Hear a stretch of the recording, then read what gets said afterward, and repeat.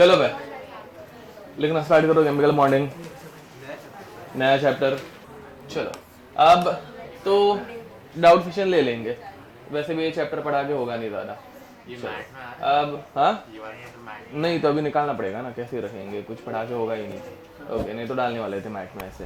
Okay हाँ अब लेगो भाई केमिकल बॉन्डिंग, इसमें लिखना है the branch of inorganic chemistry, the branch of inorganic chemistry, the branch of inorganic chemistry which deals with the branch of inorganic chemistry which deals with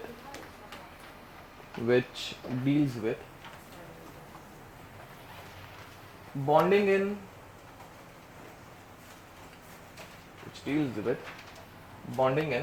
compounds,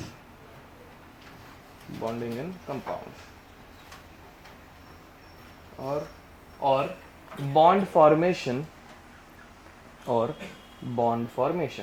is called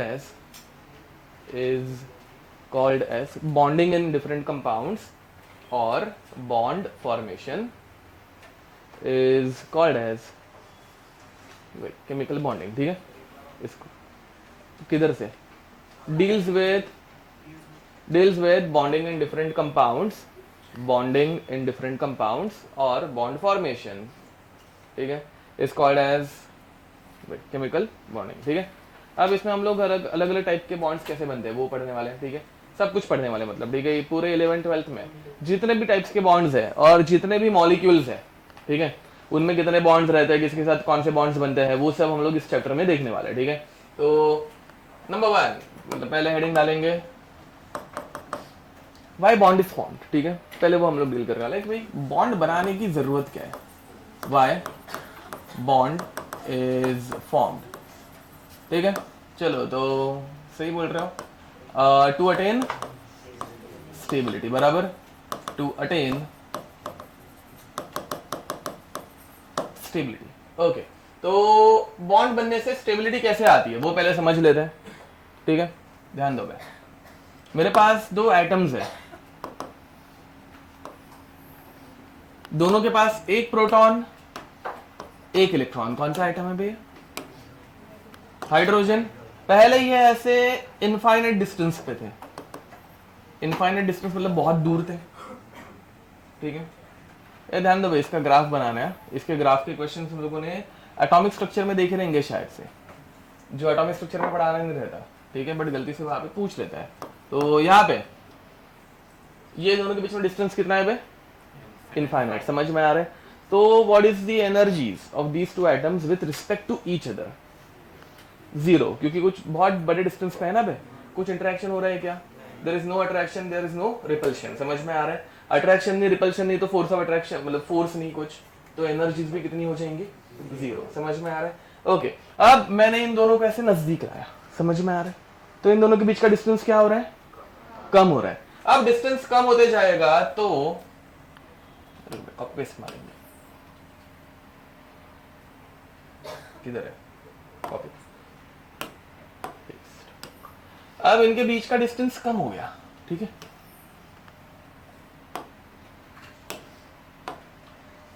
okay दिख रहा है। अब जब distance कम होगा, अपना electron पीछे चला गया। ठीक है, अब डिस्टेंस जब कम होगा तो कौन अट्रैक्ट करेगा, देखो भाई, इस प्रोटॉन के पास इसकी खुद का इलेक्ट्रॉन है, इसके पास भी इसका खुद का इलेक्ट्रॉन है, बट इनको अपने खुद के इलेक्ट्रॉन्स पसंद है क्या, किसके पसंद है, बाजू वाले के, बराबर। ठीक है, तो अब ये प्रोटॉन इसके इलेक्ट्रॉन को ऐसे अट्रैक्ट करता है और ये वाला प्रोटॉन इसके इलेक्ट्रॉन को ऐसे अट्रैक्ट करता है। समझ में आ रहा है, due to attraction energy increases और decreases,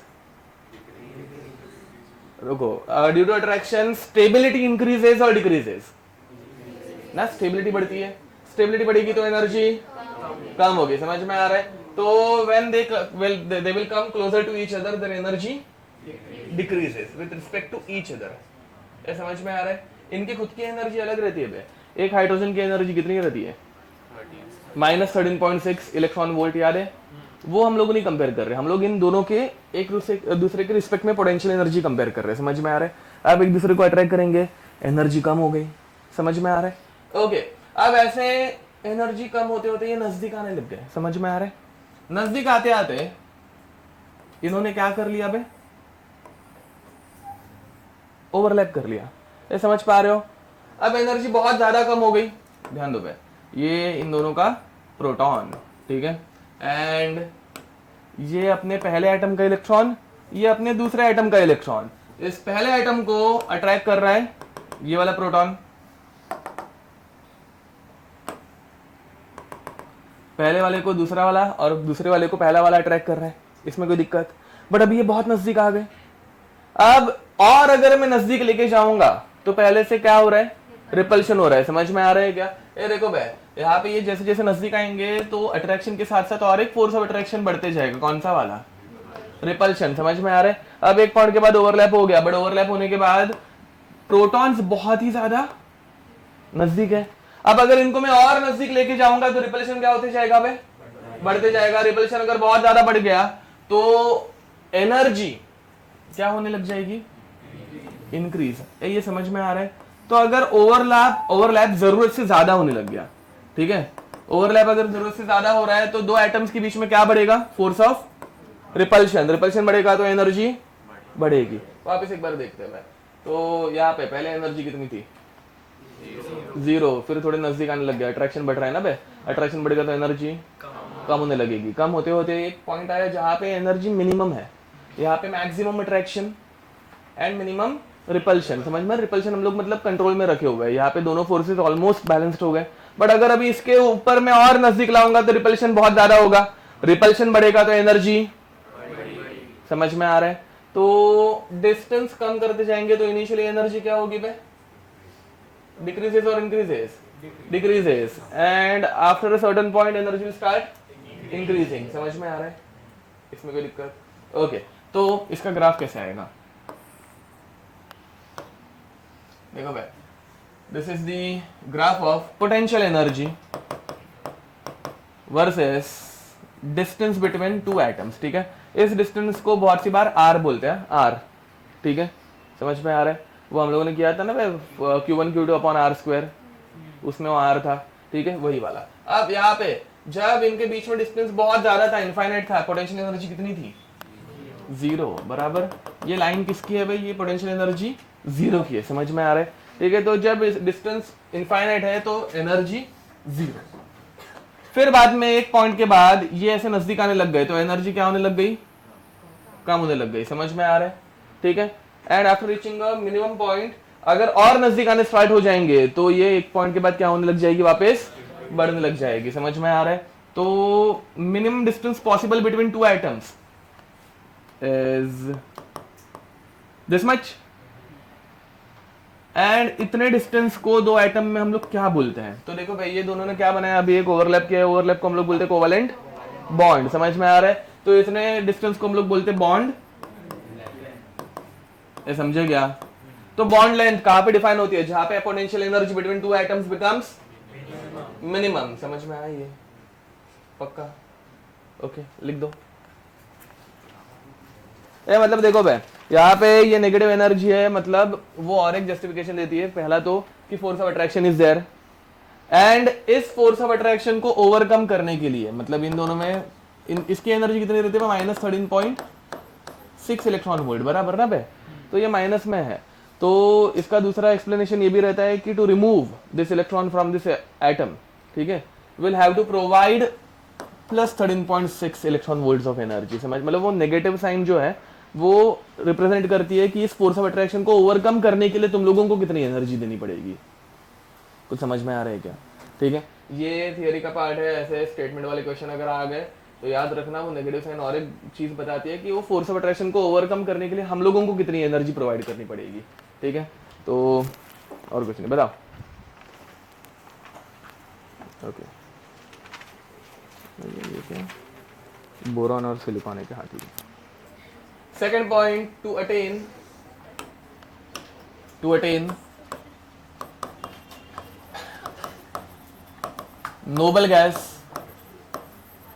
noble gas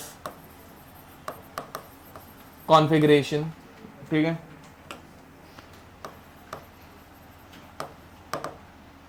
okay, to attain noble gas configuration, ये तुम लोगों ने बचपन में भी पढ़ा हुआ है, ऑक्टेट रूल। ठीक है, तो इसका एक सिंपल सा एग्जांपल लेते हैं, देखो सोडियम Na, ठीक है, Na आउटर मोस्ट में इसके एक ही इलेक्ट्रॉन रहता है, इसकी इलेक्ट्रॉनिक कॉन्फ़िगरेशन रहेगी 2,8,1।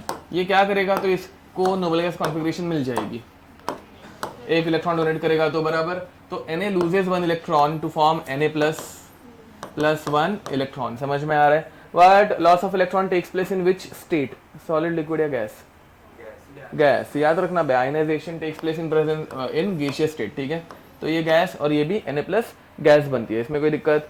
अब next similarly Cl has 1 2 3 4 5 6 7 electron in its outermost shell with electronic configuration of 2,8,7। समझ में आ रहा है? अब ये 7 इलेक्ट्रॉन डोनेट करेगा, 1 इलेक्ट्रॉन गेन करेगा, इतना सबको आता है, बचपन में इतना पढ़ लिया तुम लोगों ने। अब यहाँ पे इसने 1 इलेक्ट्रॉन ले लिया, फॉर्मिंग Cl माइनस, ठीक है, तो Cl माइनस बनेगा with 1 2 3 4 5 6 7 8 electrons in outermost shell having electronic configuration 2,8,8 and यहाँ पे 2,8। समझ में आ रहा है? Now Na carries a plus charge, Cl carries a minus charge, both will start attracting each other and they'll form which bond? Ionic bond। इसमें कोई दिक्कत? Again electron gain enthalpy takes place in which state? Gaseous state, बराबर, okay। तो finally Na plus and Cl minus दिल start attracting each other, Na plus and Cl minus, ये दोनों एक दूसरे को ऐसे अट्रैक्ट करना स्टार्ट करेंगे एंड बॉन्ड बना देंगे, आयनिक बॉन्ड, ठीक है। अपने को ये नहीं देखना है, अपने को ये देखना है कि भाई they want to attain which configuration, noble gas configuration, ठीक है, नोबल गैस कॉन्फ़िगरेशन, ओके। तो there are 2 reasons of bond formation, number 1 to decrease its energy or to attain stability and second is to attain noble gas configuration। समझ में आ रहा है? Okay, लिख दो भैया फटाक से।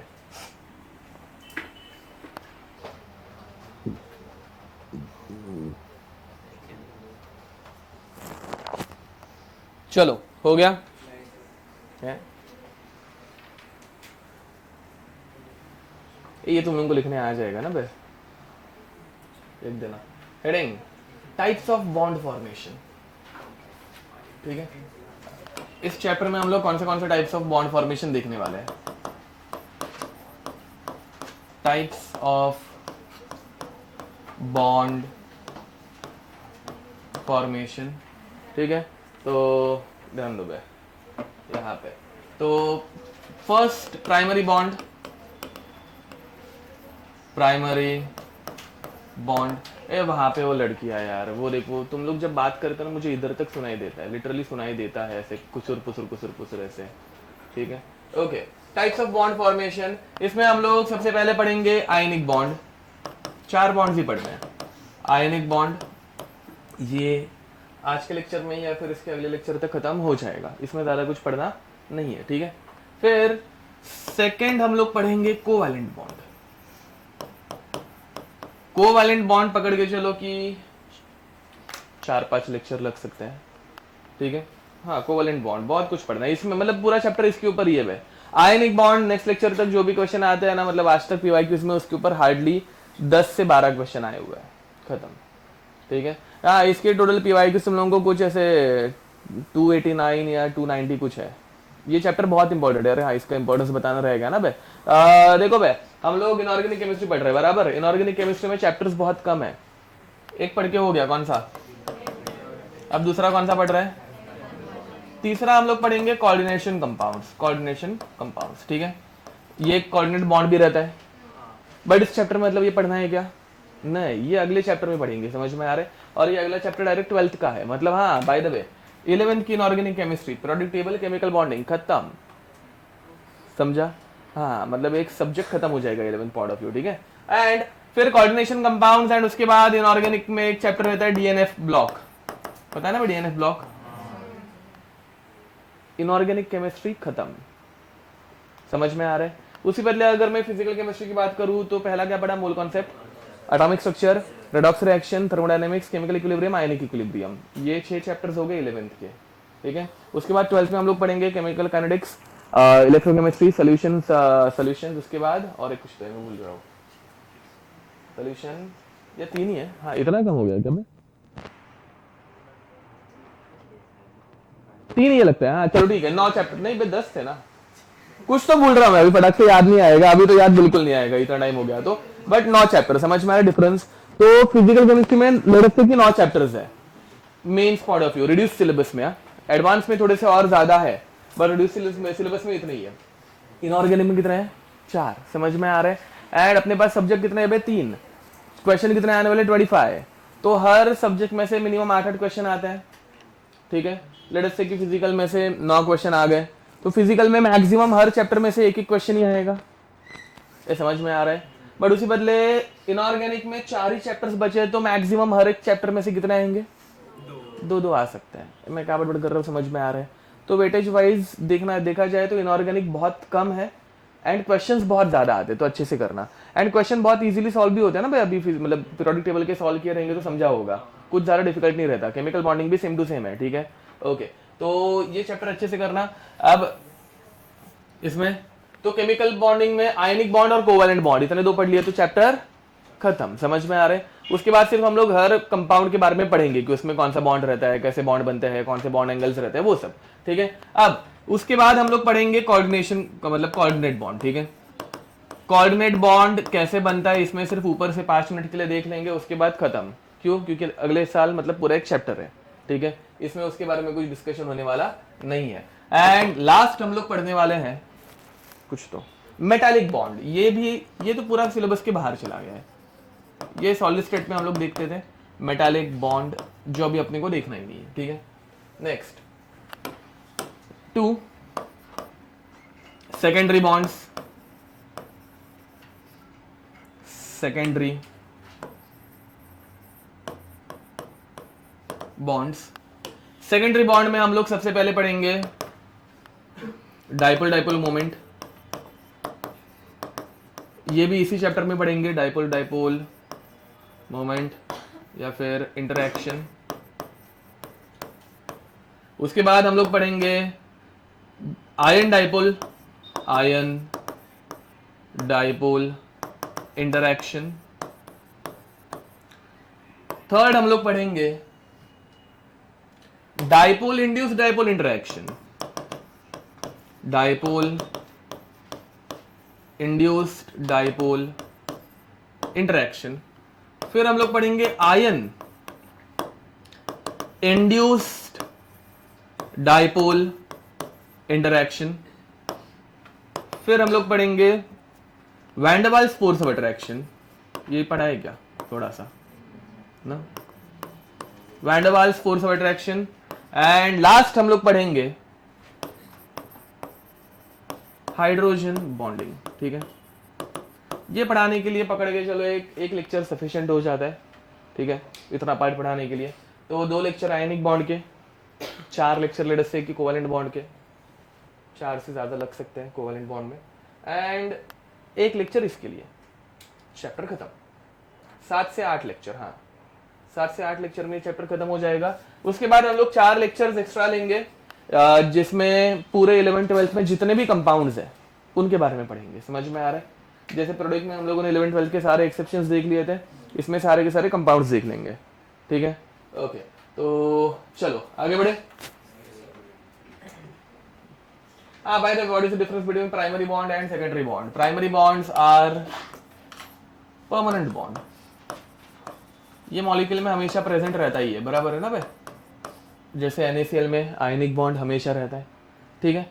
And secondary bonds are temporary bonds, ये तुम लोगों ने आज तक कभी पढ़ा नहीं है आई गेस, टेम्पररी बॉन्ड्स। जैसे हम लोगों ने वैन डर वाल्स फोर्स देखा था हीलियम में, एटम नजदीक आया है तो फोर्स ऑफ अट्रैक्शन है, अगर दूर चले गए तो फोर्स ऑफ अट्रैक्शन निकल जाएगा, ठीक है। याद है क्या van der Waals force of attraction? Okay, लिख दो। नेक्स्ट आगे बढ़ते हैं, तो हेडिंग लिखेंगे आयनिक बॉन्ड,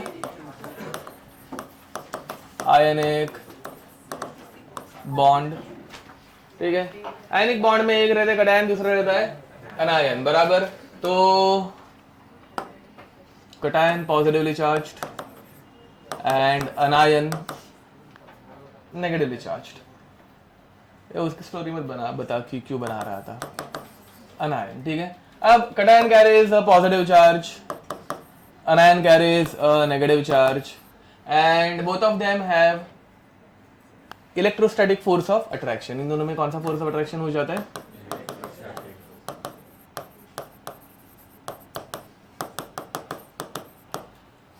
जिसे हम लोग बोलते हैं आयनिक बॉन्ड, ठीक है। तो इसमें स्टेप्स क्या क्या है? स्टेप्स वैसे इतने इंपॉर्टेंट नहीं है। Step number 1, formation of cation। Step number 1, formation of cation, but इनकी state important है भाई। Formation of cation takes place in which state? Gaseous state, बराबर। तो ये gaseous रहता है। And formation of anion, gaseous, तो ये भी गैसियस रहता है। एंड फिर बाद में थर्ड स्टेप रहती है, ये तुम लोगों ने सुना नहीं होगा, ये हम लोग बाद में समझेंगे, अब ये समझने की जरूरत नहीं है। Formation of lattice, formation of lattice, ये वर्ड सुना है क्या? नहीं सुना होगा। सुना है? कब? मार्क्स एप्लीकेशन पे। ओके, तो ये सॉलिड स्टेट में बनता है, ठीक है। आज हम लोग देखेंगे lattice formation and all, don't worry, ठीक है, थोड़ा टाइम दो। बट पहले हम लोग नॉर्मल कुछ रिएक्शंस कर लेते हैं। ये NaCl वापस पढ़ाने की जरूरत नहीं है ना, कैसे बनता है पता है ना वो तुम लोगों को। ओके, MgCl2 से स्टार्ट करते चलो। तो एग्जांपल नंबर 2, मतलब वापस 1 लिखते चलो, MgCl2, ठीक है। इसको हम लोगों ने ऊपर जैसे लिखा था वैसे ही लिखना। देखो भाई कैसे होता है, Mg has how many electrons out of shell? 2, बराबर। तो now it will lose 2 electrons gaining +2 charge, ठीक है, forming Mg2 plus 2 electron, but इसमें स्टेट क्या रहती है? गैसियस, बराबर। ओके, तो यहाँ पे इलेक्ट्रॉनिक कॉन्फ़िगरेशन थी 2,8,2 जो कि बन गई 2,8 एंड उसके बाद Cl आया। Cl के आउटर मोस्ट में है 1 2 3 4 5 6 7 इलेक्ट्रॉन्स है, और एक टाइम पे ये एक ही इलेक्ट्रॉन एक्सेप्ट करेगा। Why? Because it's electronic configuration is 2,8,7। समझ में आ रहा है? तो ये क्या करेगा? एक ही इलेक्ट्रॉन एक्सेप्ट करेगा। एक इलेक्ट्रॉन एक्सेप्ट करेगा तो it will form Cl-, but Mg कितने इलेक्ट्रॉन दे रहा है बे? 2 इलेक्ट्रॉन दे रहा है, तो अपने को कितने Cl लगेंगे? 2 लगेंगे। 2Cl will accept 2 electrons forming 2Cl- having electronic configuration 2,8,8, ठीक है। फाइनली Mg2 plus Cl- दोनों क्या बॉन्ड बनाएंगे? कौन सा बॉन्ड बनाएंगे? आयनिक बॉन्ड, ठीक है। तो अब हाँ, बाय द वे हम लोगों ने ओवरऑल रिएक्शन लिखी नहीं ना बाद में। ओके, ओवरऑल रिएक्शन ये कैसे लिखता है? पढ़ाया कभी? ये हम लोगों ने किया है। हाँ, ओके। तो अपोजिट साइड पे जो चीजें रहती है क्या करने की? कैंसिल आउट, बराबर। क्यों? बिकॉज Mg ने जो 2 इलेक्ट्रॉन दिए वही 2 इलेक्ट्रॉन इसने एक्सेप्ट किए, गायब हो गए। तो क्या करने का? इनको ऐसे कैंसिल आउट करने का, giving us Mg gaseous plus 2Cl minus gaseous, giving us Mg2 plus and 2Cl minus having which bond? Ionic bond, electrostatic force of attraction, बराबर।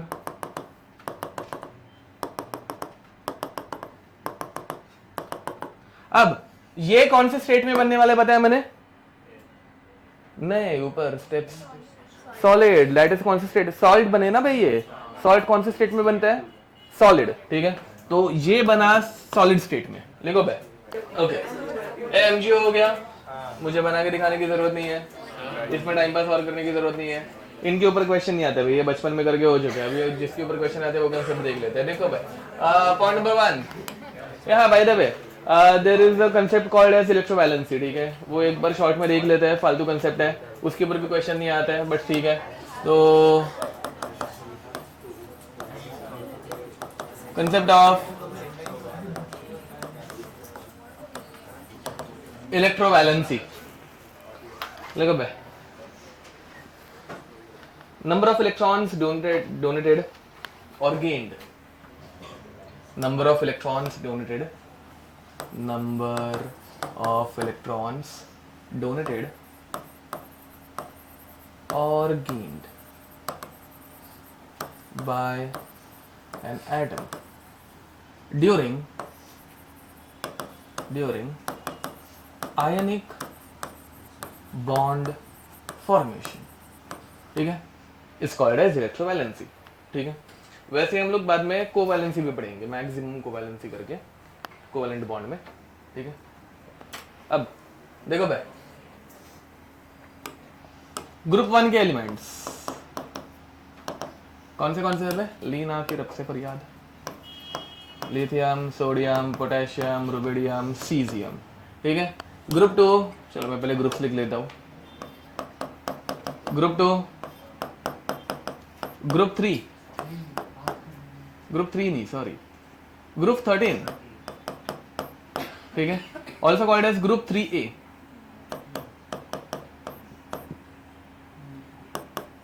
ग्रुप 14, ग्रुप 15, ग्रुप 14 नहीं आना चाहिए था बट ठीक है चलो, ग्रुप 16 एंड ग्रुप 17। ठीक है, अब ग्रुप 2 में कौन से एलिमेंट्स हैं? यस बेटा, मांगे, कन्या, सुंदर, बाप, राजी, बराबर। फिर बाद में ग्रुप 13 में बैंगन, आलू, गाजर, इन, थैला। ग्रुप 14 केमिस्ट्री, सर, गिव्स, सन की, problems. Group 15 New Zealand, Pakistan, Australia, सब बेकारी। Group 16 oh, Shiva, see, the, pot. Group 17 first class, biryani, I, ate. Okay, अब इनमें इलेक्ट्रोवैलेंसीज, ठीक है,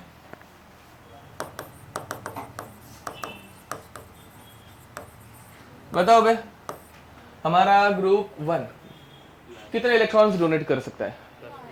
एक। इलेक्ट्रोवैलेंसी +1 +2 ऐसा कुछ नहीं है, +1 -1 ऐसा कुछ नहीं, 1, समझा? Group 2 2, group 3, group 4 not applicable. These element forms covalent bond, समझ में आ रहा है? ठीक है, इनमें इनर्ट पेयर इफेक्ट जब पढ़ाऊंगा तो ऑक्सीडेशन स्टेट बता दूंगा, इनका ऑक्सीडेशन स्टेट रहता है। ठीक है, बट इलेक्ट्रोवैलेंसी इसमें हम लोग अप्लाई नहीं करते। ओके, फिर बाद में ग्रुप 5 3, वेरी नाइस, ये 3 इलेक्ट्रॉन गेन कर सकते हैं, -3 होता है तो 3 हो गया। फिर बाद में वापस 2 1, ये पता है ना बे? ओके, फालतू कंसेप्ट क्वेश्चन नहीं आते। नेक्स्ट, अब इंपॉर्टेंट चीज स्टार्ट हो रही है। ठीक है, बट ओवरऑल ये पहले 2 लेक्चर्स जो है इनमें से 290 में से हार्डली मतलब 15 मैक्सिमम पकड़ के चलो क्वेश्चंस आए हुए हैं। ठीक है, आयनिक बॉन्ड ओवरऑल टॉपिक ही इंपॉर्टेंट नहीं है। ठीक है,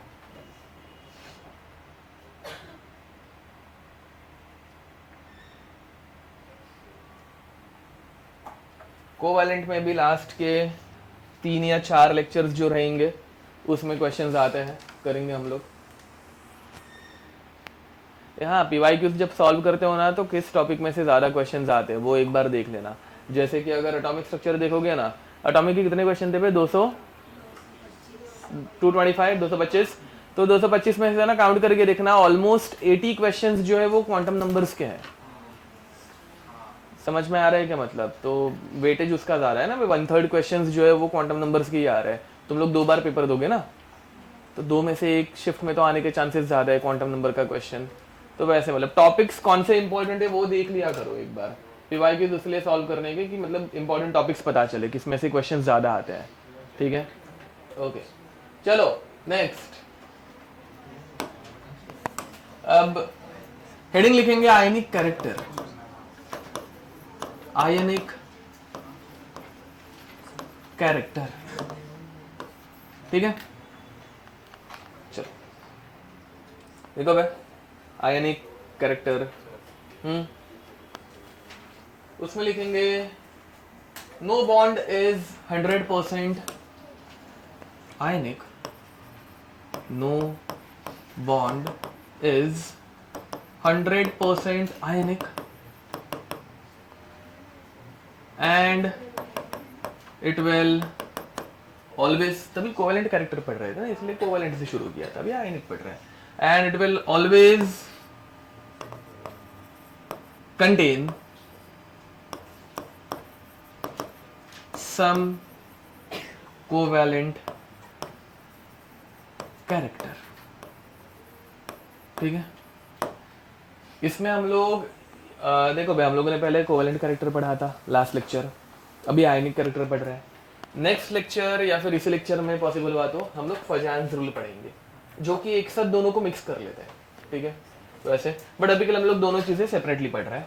तो let us start with ionic character. Ionic character मतलब आयनिक बॉन्ड कितना ज्यादा आयनिक है। ठीक है, अब आयनिक बॉन्ड बनते वक्त मेटल का क्या कॉन्ट्रीब्यूशन रहता है, केस मतलब केस वन नहीं, मतलब जस्ट मेटल का कॉन्ट्रीब्यूशन। मेटल को क्या करना चाहिए, डोनेट करना चाहिए। तो metal should donate electrons easily, metal should donate electrons easily, बराबर। एंड इलेक्ट्रॉन इजीली डोनेट करना मतलब उसकी इलेक्ट्रॉन की enthalpy, sorry ionization enthalpy high रहनी चाहिए कि लो रहनी चाहिए, लो रहनी चाहिए, बराबर है क्या नहीं। तो लो आयनाइजेशन एंथैल्पी, लो आयनाइजेशन एंथैल्पी। ठीक है, तो किस में मेटालिक कैरेक्टर ज्यादा रहेगा, पहले आयनाइजेशन एंथैल्पी कंपेयर करेंगे। Lithium, sodium, potassium, rubidium and caesium, इनमें आयनाइजेशन एंथैल्पी किसकी सबसे ज्यादा रहती है, सबसे ज्यादा लिथियम की सबसे ज्यादा रहती है, बराबर है क्या नहीं। तो कौन सबसे ज्यादा आयनिक बॉन्ड बनाएगा, सीजियम, क्योंकि सीजियम अपने इलेक्ट्रॉन इजीली डोनेट कर पाएगा, तो इसका बॉन्ड ज्यादा आयनिक रहेगा। ये समझ पा रहे हो ये, देख बे, आयनिक बॉन्ड बनने के लिए मेटल शुड डोनेट इलेक्ट्रॉन्स, ठीक है, इजीली। तो इलेक्ट्रॉन इजी डोनेट करने के लिए आयनाइजेशन एंथैल्पी शुड बी लो, समझा। तो lithium, sodium, potassium, rubidium and caesium, इनके अगर कंपाउंड्स दे दिए तो caesium will have most ionic compound, ionic character. Non metal की बात करते हैं। नॉन मेटल वो क्या करता है आयनिक बॉन्ड फॉर्मेशन में, इलेक्ट्रॉन गेन करता है। तो नॉन मेटल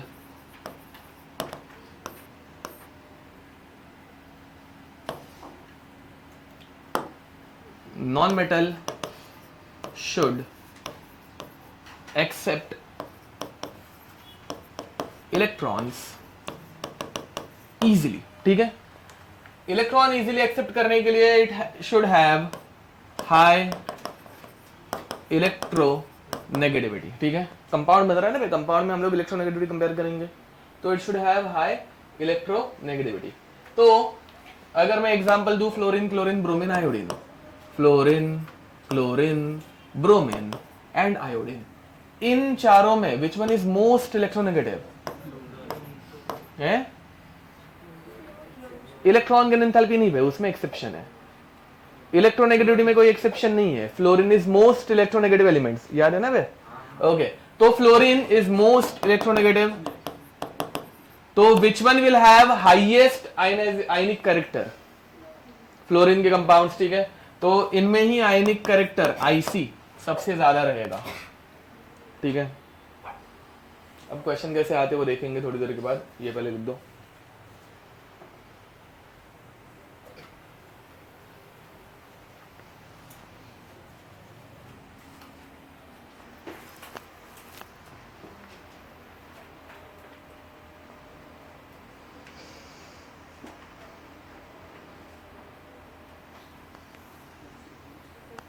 हो गया, आगे बढ़े। नेक्स्ट क्वेश्चन,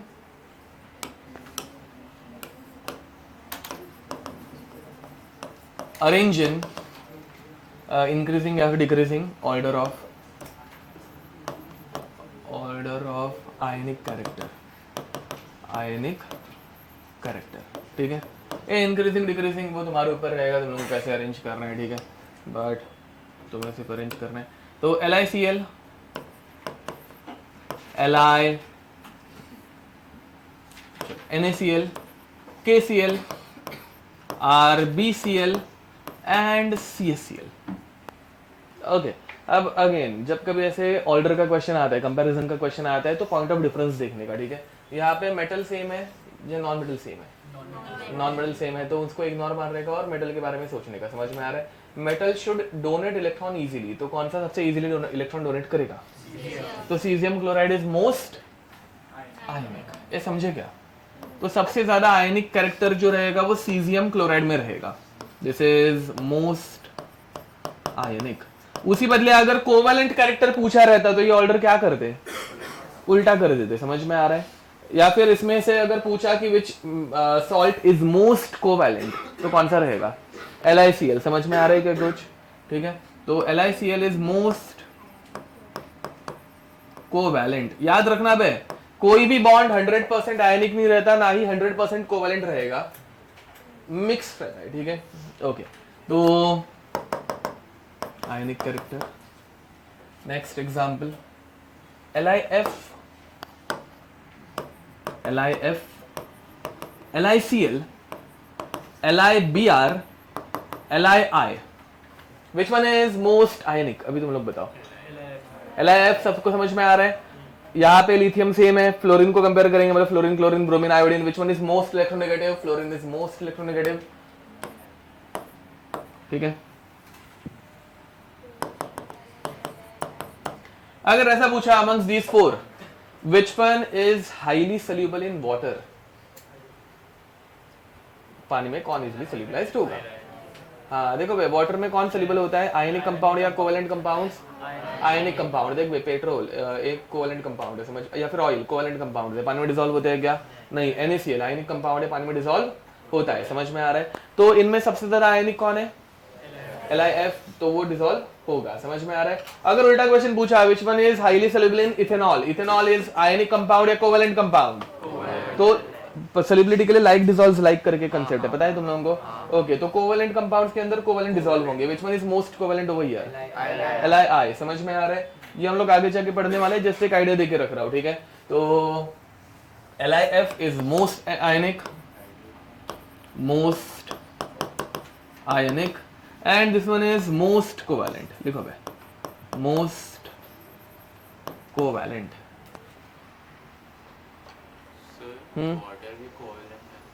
वाटर कोवेलेंट है, बट वो पोलर है ना, H+OH- लिखते हैं ना, वैसा बाद में पढ़ेंगे, सोल्यूबिलिटी के टाइम पे ही देख लेंगे। हो गया। और एक example, BeCl2, BeCl2,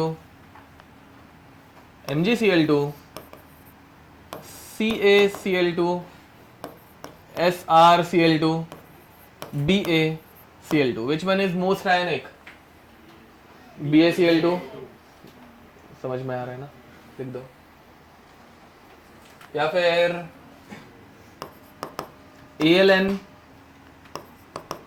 Al2O3, AlF3, which one is most ionic? AlF3 most electronegative। समझ में आ रहा है? तो AlF3 is most electronegative। या फिर यहाँ पे Ba is most, sorry, having least ionization enthalpy। ठीक है, इसके और एग्जांपल लेने की जरूरत नहीं है ना? समझ में आ रहा है? और एक ले लो, चलो। H2O, H2S, H2SE, H2 क्या बोलते हैं उसको? PO नहीं, TE, एंड उसके बाद H2PO। समझ में आ रहा है? विच वन इज मोस्ट आयनिक?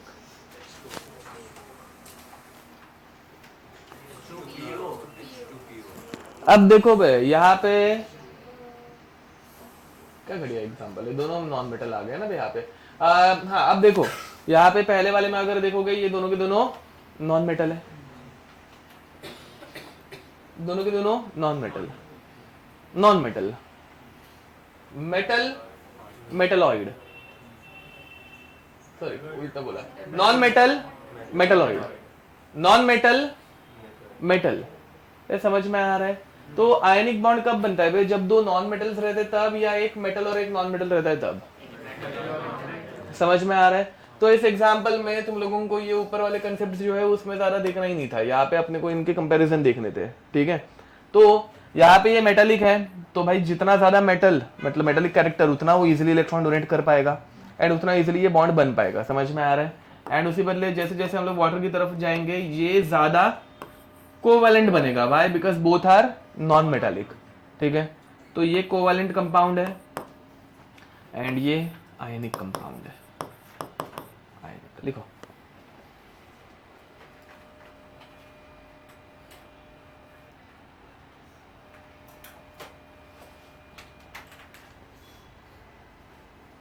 आगे बढ़े।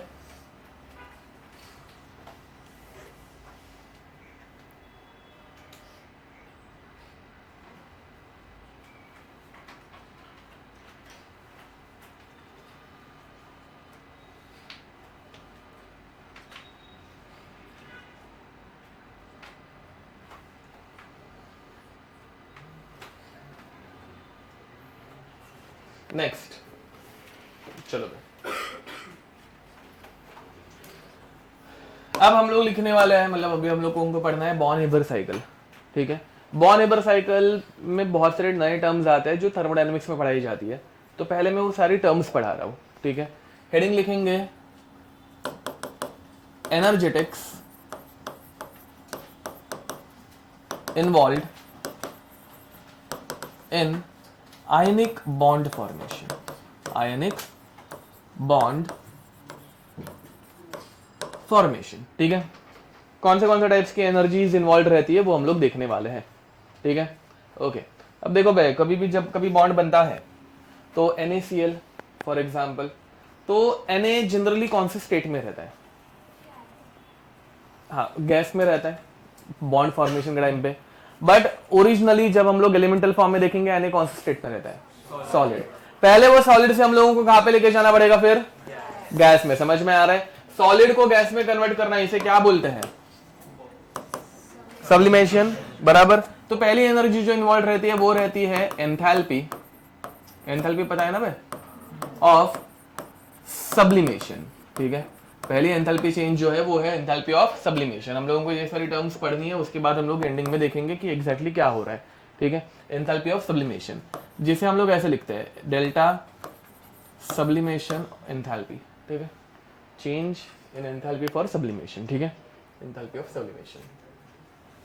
इसके डेफिनेशन लिख लो। पहले मैं रिएक्शन बता रहा हूं, तुम लोगों को रिएक्शन अभी लिखने की जरूरत नहीं है।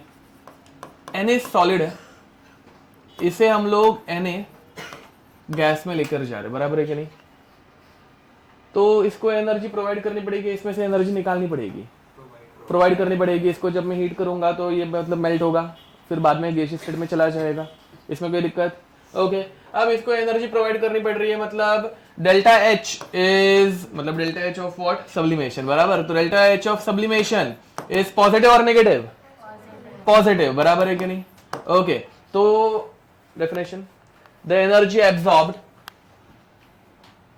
The energy absorbed, the energy absorbed when 1 mole of a solid, when 1 mole of a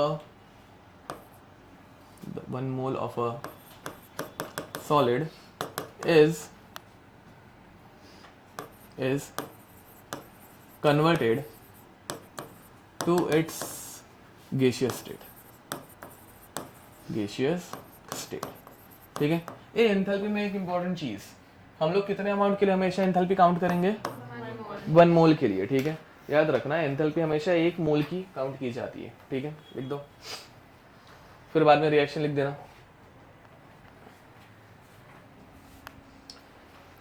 फिर बाद में Na में से क्या निकालना है? इलेक्ट्रॉन निकालना है। इलेक्ट्रॉन निकालने के एंथैल्पी चेंज को क्या बोलते हैं? Enthalpy of ionization, very nice.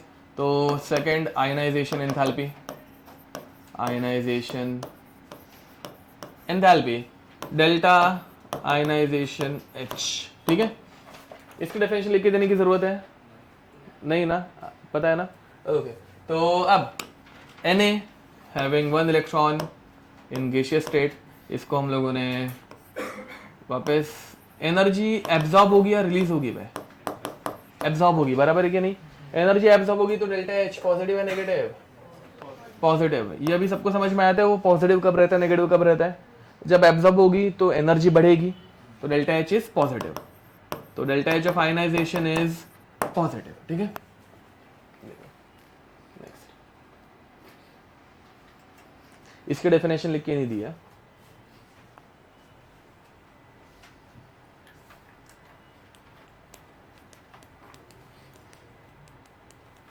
Next, NaCl बनाते वक्त Na का तो हो गया, दूसरा क्या प्रेजेंट रहता है? Cl प्रेजेंट रहता है। अब Cl जब प्रेजेंट रहता है तो वो कौन से स्टेट में रहता है? गैसियस स्टेट में रहता है। बट नेचर में कौन से स्टेट में प्रेजेंट है? Gaseous he, okay. But nature में Cl रहता है क्या? Cl2 रहता है, बराबर है क्या नहीं? ओके, तो पहले भाई मतलब अपने को वो Cl2 है, उस Cl2 में से बॉन्ड को क्या करना पड़ेगा? ब्रेक करना पड़ेगा, जिसको हम लोग क्या बोलते हैं? बॉन्ड एंथैल्पी, या फिर पता है ना भाई, याद है बॉन्ड एनर्जी पढ़ाया था, same to same bond enthalpy. What is the difference between energy and enthalpy? और कुछ? हाँ, enthalpy is heat change at constant pressure. Enthalpy heat रहती है एंड एनर्जी कुछ भी रह सकती है, हीट, फोटोनिक, इलेक्ट्रिकल। ठीक है, ओके। इसका डेफिनेशन लिख के देने की जरूरत है या समझ में आ जाएगी? बॉन्ड एंथैल्पी 1 मोल के लिए and in the form of heat, चलेगा ना भाई? ओके, तो अब बॉन्ड एंथैल्पी किसके लिए? Cl2 के लिए। देखो भाई, हमारे पास रहता है Cl2, ठीक है, ये चाहिए तो ऐसे लिखना, Cl2 गैस। ठीक है, हम लोगों ने इसका बॉन्ड को ब्रेक किया। बॉन्ड ब्रेक करने के लिए एनर्जी एब्जॉर्ब होगी, एनर्जी रिलीज होगी? एब्जॉर्ब होगी, बराबर ना भाई? किसी भी चीज को ब्रेक कर रहे हैं तो उसको एनर्जी प्रोवाइड करनी पड़ेगी, वो एनर्जी एब्जॉर्ब करेगा फिर टूटेगा। तो energy is absorbed giving us, इसके बॉन्ड को तोड़ दिया, कितने Cl मिलेंगे?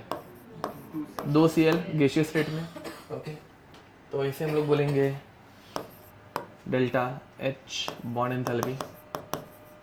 ठीक है, ये भी पॉजिटिव है।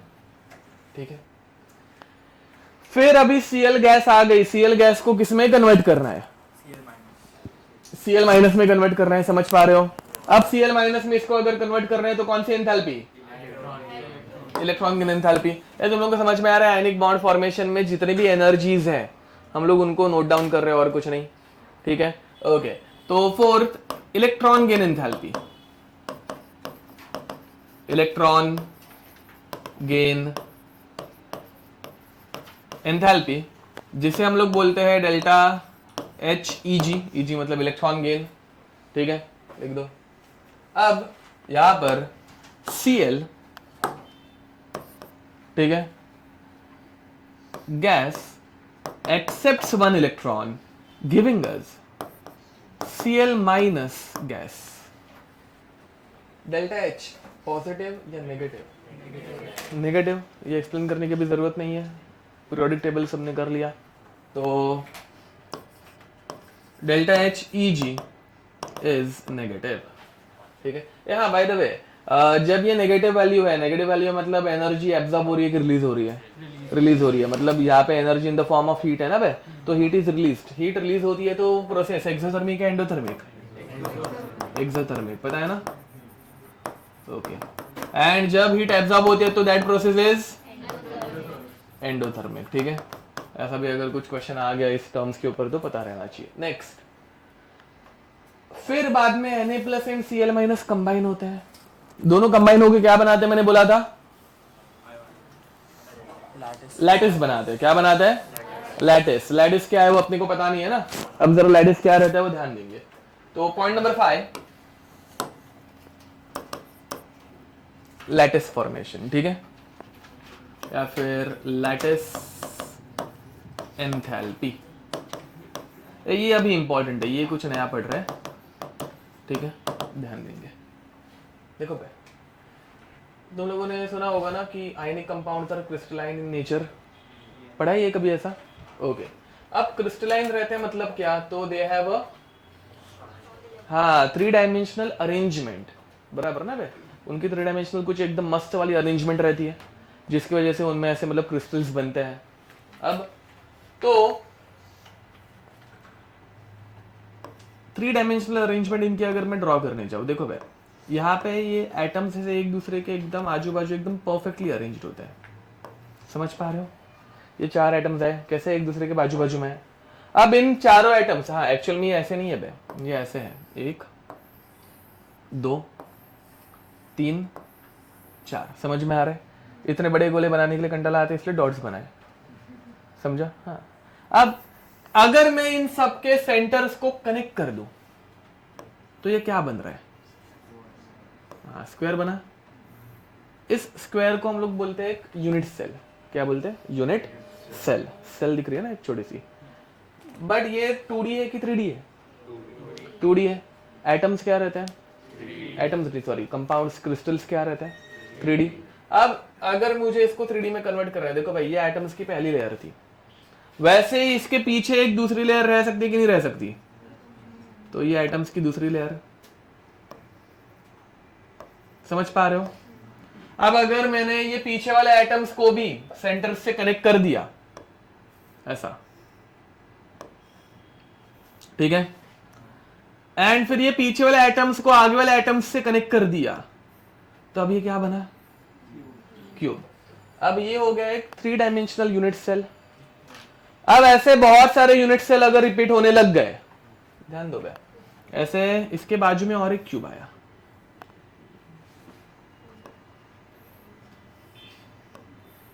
बड़ा हो गया क्या? बड़ा हो गया? नहीं नहीं, ठीक है चलो। अब इसके बाजू में और एक क्यूब आ गया, इसके नीचे और एक क्यूब आ गया, इसके नीचे के बाजू में और एक क्यूब आ गया।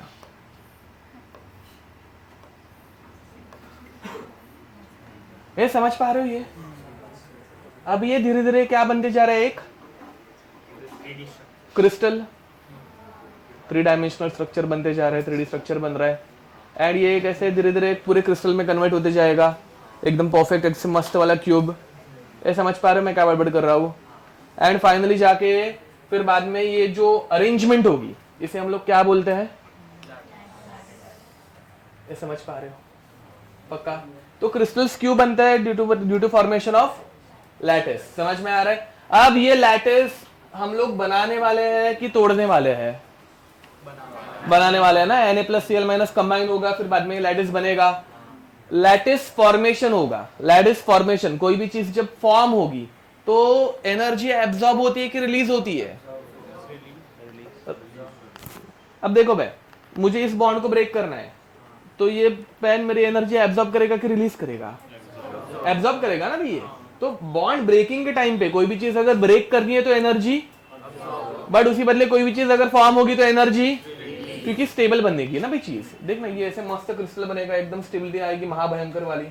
समझ में आ रहा है? तो वो इतनी स्टेबिलिटी की वजह से वो स्टेबल बनेगा, तो एनर्जी क्या करेगा? रिलीज करेगा, एनर्जी कम करेगा। फॉलोड। अब NaCl ऐसा लैटिस कैसे बनाता है? लैटिस एंथैल्पी बाद में लिख के दूंगा, थोड़ी सी स्पेस रखना, कुछ अगर लिख रहे रहोगे डायग्राम बना रहे रहोगे तो, नहीं लिख रहे रहोगे तो अच्छी बात है, ध्यान दो, बट बाद में जल्दी लिखना। अब बॉन्ड्स कैसे बनते हैं? ये देखो भाई, ये आया अपना Na+, कौन से स्टेट में था? गैस स्टेट में था। इसके बाजू में फटाक से ऐसे आ जाता है Cl-। समझ में आ रहा है? एंड इन दोनों के बीच में कौन सा बॉन्ड बनता है? Ionic bond. बट ऐसा लिखा हुआ है क्या भी कि एक Na+ एक ही Cl- को चिपक सकता है? नहीं। समझ में आ रहा है? एंड ये देखो भाई, ये प्लस माइनस का इंटरेक्शन है ना भाई, तो जितने भी प्लस माइनस चिपकेंगे उतना चिपक सकते हैं। मतलब मैग्नेट्स, अगर मेरे पास 50-60 मैग्नेट्स रहेंगे तो सारे के सारे एक दूसरे को चिपक जाते हैं ना भाई। ऐसा थोड़ी ना है कि मतलब एक ही दूसरे को चिपकेगा और खत्म हो जाता है। वैसे ही Na+ को एक टाइम पे कितने Cl- सराउंड करते पे? काउंट करो जरा, कितने किए? 6। समझ में आ रहा है? आगे पीछे ऊपर नीचे आजू बाजू, ठीक है। तो ऐसे कितने Cl- आ रहे हैं? 6। अब एक Na+ को अगर 6 Cl- सराउंड कर सकते हैं, तो वैसे एक Cl- को भी कितने Na+ सराउंड करेंगे? 6 करेंगे। ओके, तो एक लेफ्ट में है तो एक राइट में आएगा, एक ऊपर आएगा तो एक नीचे आएगा, एक आगे आएगा तो एक। वेरी नाइस, ध्यान दो भाई। तो ऐसे 6 Na+ आए। अब अगर देखोगे कुछ Na+ Cl- अपने आप आमने सामने आ गए हैं, वो बोलेंगे हम लोग भी एक दूसरे के साथ बॉन्ड बनाएंगे। देखो भाई, तो इसने इसके साथ बनाया, इस वाले ने इसके साथ बनाया, ये पीछे वाले ने इसके साथ बनाया। समझ पा रहे हो कुछ? फिर बाद में ऐसा ये Cl बोलेगा कि मेरे को भी 6 Na चाहिए, ये Na बोलेगा कि मैंने भी क्या किया है, फिर मुझे भी चाहिए। तो इन्होंने भी ऐसे और 2-3 Cl माइनस Na प्लस पकड़ लिए। इस Na ने एक Cl माइनस को पकड़ा, इस Cl ने एक Na प्लस को पकड़ा। समझ में आ रहा है? एंड फाइनली इन दोनों ने बॉन्ड बनाया। तो ये Cl माइनस को पीछे एक Na प्लस दिखा, उसने बॉन्ड बनाया। इस Na प्लस को पीछे एक Cl माइनस दिखा, इसने एक बॉन्ड बनाया। ये बन गया हमारा एक यूनिट सेल। ये क्या बन गई? अब ऐसे अगर तुम लोग देखोगे पीछे भी ऑलमोस्ट थोड़ा बहुत क्यूब तो बन ही गए हैं। ऐसे करते करते ये अरेंज होते जाएंगे। सिर्फ इनको क्या करना है, एक Na को कितने Cl माइनस को पकड़ना है और एक Cl माइनस को कितने Na प्लस से धरना है। ये समझ में आ रहा है? तो अपने आप लैटिस बनते जाएगा। बोलो। हाँ तो नहीं, ऐसे इट इज लाइक वही मैग्नेट, थोड़ा थोड़ा चार्ज शेयर हो रहा है ना। देखो Na प्लस थोड़ा थोड़ा Cl माइनस के साथ अट्रैक्शन कर रहा है, तो वैसे एक Cl भी तो 6 Na प्लस के साथ सराउंडेड है ना। तो अगर रेशियो लूंगा सी 6:6, फाइनली क्या बनेगा 1:2 ना, मतलब समझे? पार्शियल पार्शियल थोड़ा थोड़ा ऐसे कंट्रीब्यूट कर रहे हैं सब जगह पे, वैसा। ओके हाँ, तो ये क्या बन गया? Unit cell. एंड फाइनली ये क्या बनेगा? एक लैटिस। मैंने क्या बड़बड़ की? समझ में आ रहा है? पक्का? ओके चलो डेफिनेशन लिख दो। तो लैटिस पहले हम लोग फॉर्मेशन की डेफिनेशन लिख रहे हैं, ठीक है? The energy released, the energy released, the energy released when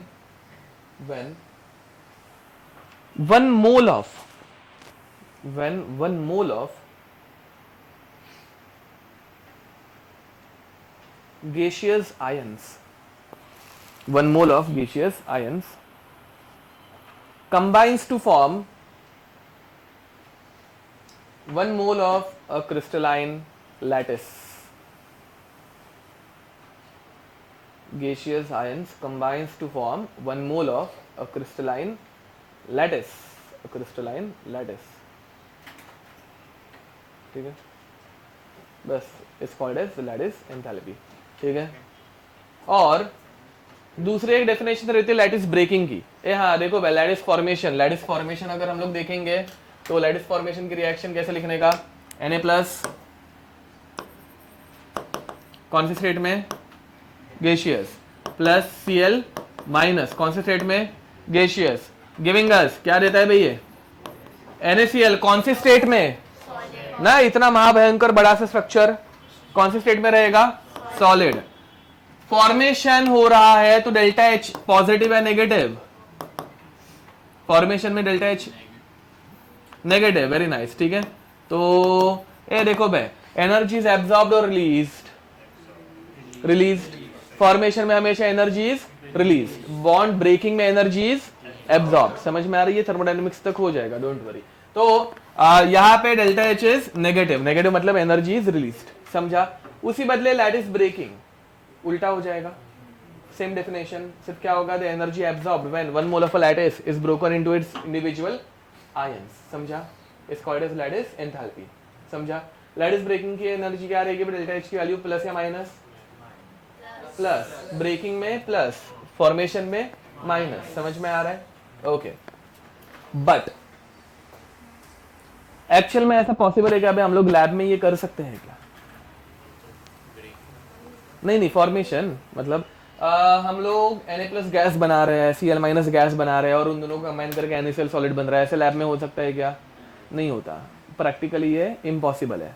समझ में आ रहा है? या फिर उल्टा भी कि मैंने नमक लिया और उसको हीट करना स्टार्ट कर दिया, हीट करके फटाक से डायरेक्ट Na प्लस गैस और Cl माइनस गैस बना लिया। ऐसा होगा क्या?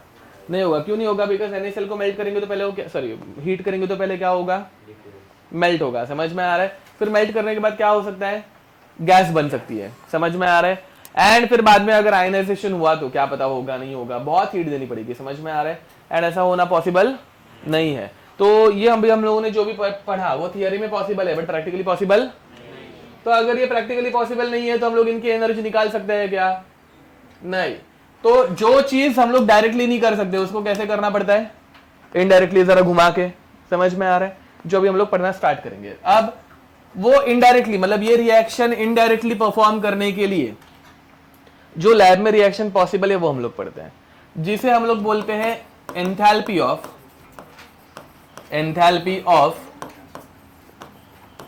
फॉर्मेशन। क्या बोलते हैं इसको? Enthalpy of formation. Enthalpy of formation is given by delta H F. ठीक है, ये बहुत इंपॉर्टेंट है, इसमें तो एडवांस के भी क्वेश्चन आया हुआ है। ठीक है, ये सब थर्मोडायनेमिक्स का पार्ट है। एक चैप्टर है थर्मोडायनेमिक्स जो हम लोग पढ़ेंगे बाद में, मैं ही पढ़ाऊंगा, उसमें ये सब वापस हम लोग पढ़ेंगे।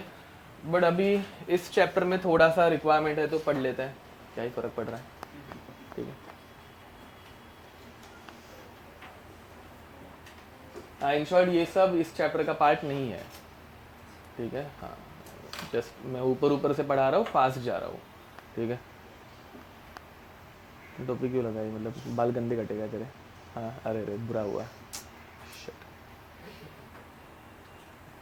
देखो भाई, एंथैल्पी ऑफ फॉर्मेशन बताओ। अच्छा, डायग्राम बना रहे हो, जल्दी बनाओ भाई, होमवर्क चेक करके हो गया मेरा भी, मैं क्या करूँ? रुके रुके, क्या doubt?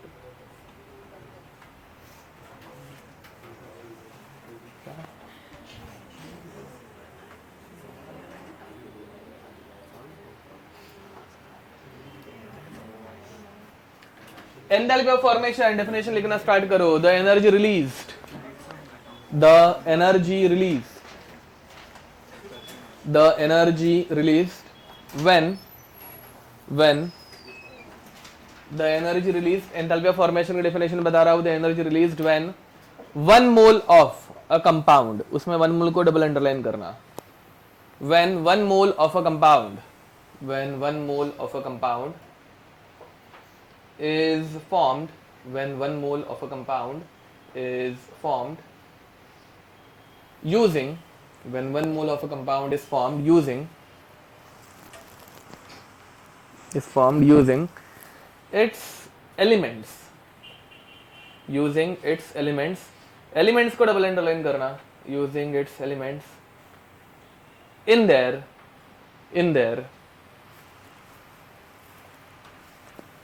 most stable, in their most stable को double underline करना, in their most stable and purest state, ठीक है, and purest state। ध्यान दो, बेस में एडवांस के भी क्वेश्चन आए हुए हैं। लेट से मेरे को NaCl बनाना है, NaCl सॉलिड। ठीक है, अब NaCl सॉलिड बनाते वक्त कंडीशन क्या है? We have to use what?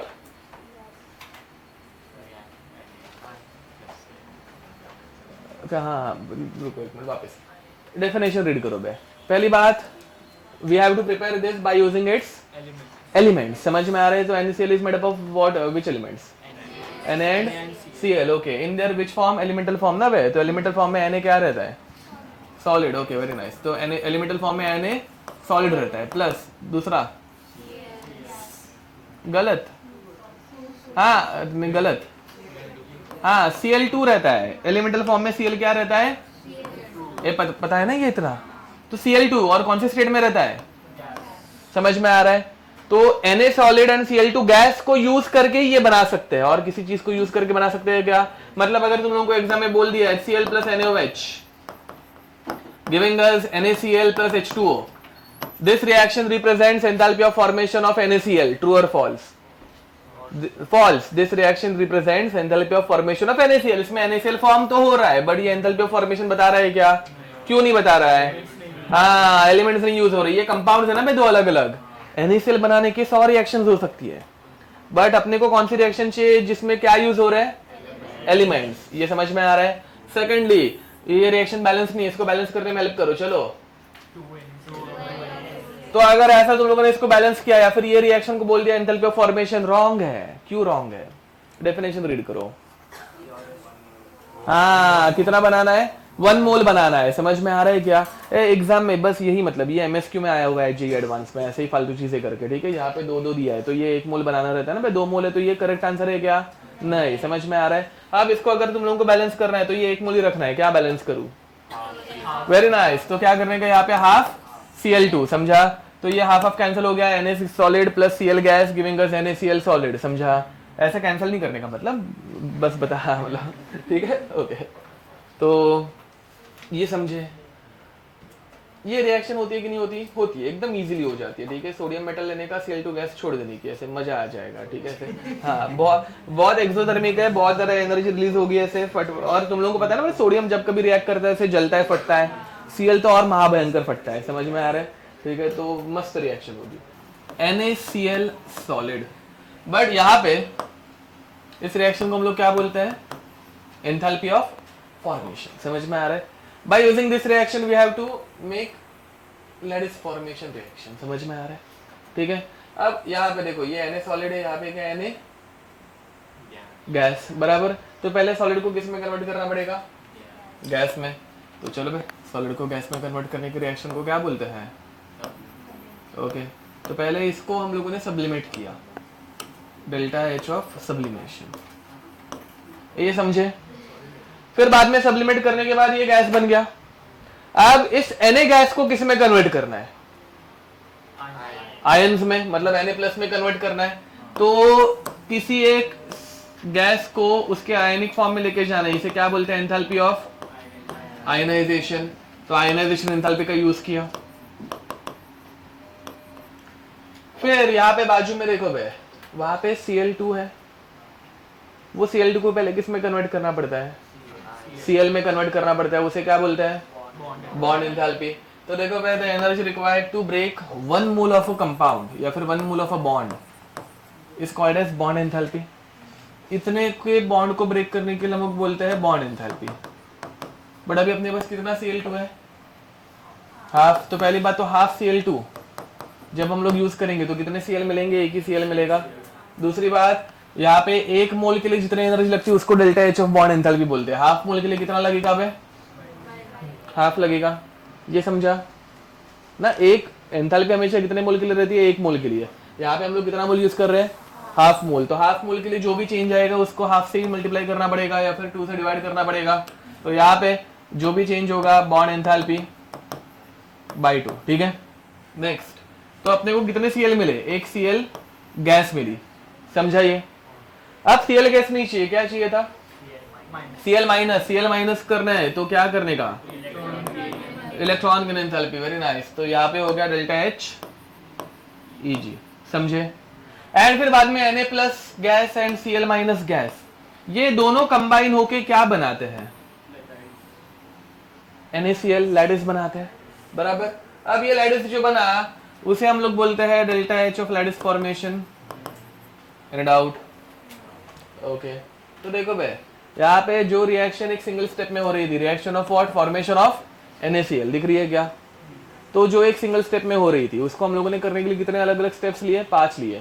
First we did what? Sublimation, then ionization, then bond enthalpy, then electron enthalpy and finally lattice enthalpy, समझे। अब तुम लोग रिएक्शन मतलब देखो तुम लोगों ने ये पढ़ा है ना law of conservation of energy, energy is neither created not destroyed, बराबर। तो ये एक सिंगल स्टेप में जितनी एनर्जी लगेगी, ये 5 स्टेप्स में भी सेम कंपाउंड बन रहा है ना बे, उतनी ही एनर्जी लगनी चाहिए। समझ पा रहे हो? मतलब तुम लोग सीधा खाओ या ऐसे उल्टा खाओ, मतलब चेंज तो वही होने वाला है, वही है, ठीक है। अब तो यहाँ पे overall what is the relationship between delta H of formation and rest all energy changes, ठीक है। तो we can write that delta H of formation एक सिंगल स्टेप में फॉर्म करो, या first will do sublimation. Sublimation किसका कर रहे थे वे? Na का, प्लस उसके बाद आयनाइजेशन किया किसका? Na का ही किया। फिर बाद में बॉन्ड एंथैल्पी, बॉन्ड एनर्जी, बराबर। तो delta H of bond energy by 2, बराबर किसके लिए? Cl2 के लिए। एंड उसके बाद इलेक्ट्रॉन की एंथैल्पी किसके लिए? Cl के लिए। एंड उसके बाद लैटिस एंथैल्पी किसकी? NaCl की, वेरी नाइस, ठीक है। तो लैटिस एंथैल्पी, लैटिस किसका बन रहा है? NaCl का बन रहा है। तो लैटिस एंथैल्पी ऑफ NaCl, ये समझे। अब यहाँ पे लैटिस फॉर्मेशन एंथैल्पी निकाल रहे हैं, लैटिस ब्रेकिंग एंथैल्पी निकाल रहे हैं। फॉर्मेशन दिख रहा है ना भाई, ये यहाँ पे फॉर्म हो रहा है। तो ये इसकी वैल्यू लैटिस एंथैल्पी की प्लस आएगी या माइनस आएगी? माइनस आएगी, समझ में आ रहा है। बट एग्जामिनर जानबूझ के वहां पे लैटिस ब्रेकिंग एंथैल्पी पूछता है, तो जो आंसर माइनस में आता है उसको बाद में एंडिंग में प्लस भी करना पड़ता है। ये क्वेश्चन डिफिकल्ट लेवल का हो जाता है। अगेन अभी तक हम लोग ये इसके न्यूमेरिकल क्वेश्चन हम लोग थर्मोडायनेमिक्स में करेंगे, वहाँ पे ये सब कुछ ही है, ठीक है। तब ये सब वैल्यूज रहेंगी। हाँ बट तुम्हारे एग्जाम में ये जानबूझ के पूछूंगा बिना पढ़ाए, ठीक है। ये पढ़ा लिया ना, इसमें सिर्फ वैल्यूज पुट करनी है, समझ में आ रहा है मैं क्या बड़बड़ कर रहा हूँ, ठीक है। एग्जाम में क्वेश्चन में पहले से बता के रखता हूँ, देखते तभी भी उसके बाद सॉल्व होता है क्या। मैं यहाँ पे NaCl नहीं दूंगा, मैं MX दूंगा। क्या दूंगा ना, मेटल एंड नॉन मेटल, समझा। फिर बाद में sublimation of metal, ionization of metal, bond enthalpy, सब कुछ दे दूंगा। इधर टोटल 6 वैल्यूज है, दिख रही 6 वैल्यूज। 6 में से कोई भी 5 रैंडम दूंगा, ऐसे नहीं है कि मुझे लैटिस एंथैल्पी पूछने के लिए इच्छा होगी, ठीक है। मैं कुछ भी पूछ सकता हूँ, मेरी मर्जी है, समझ में आ रहा है, ठीक है। तो 6 में से 5 वैल्यूज दूंगा, एक तुम लोगों को ढूंढना रहेगा, समझ में आ रहा है। ये फॉर्मूला समझा, ये एग्जाम में कर लोगे, देखेंगे बाद में। चलो देखो ये थर्मोडायनेमिक्स पढ़ाने से पहले ही तुम्हारे एग्जाम में आ जाएगा, ठीक है, तो ध्यान रखना।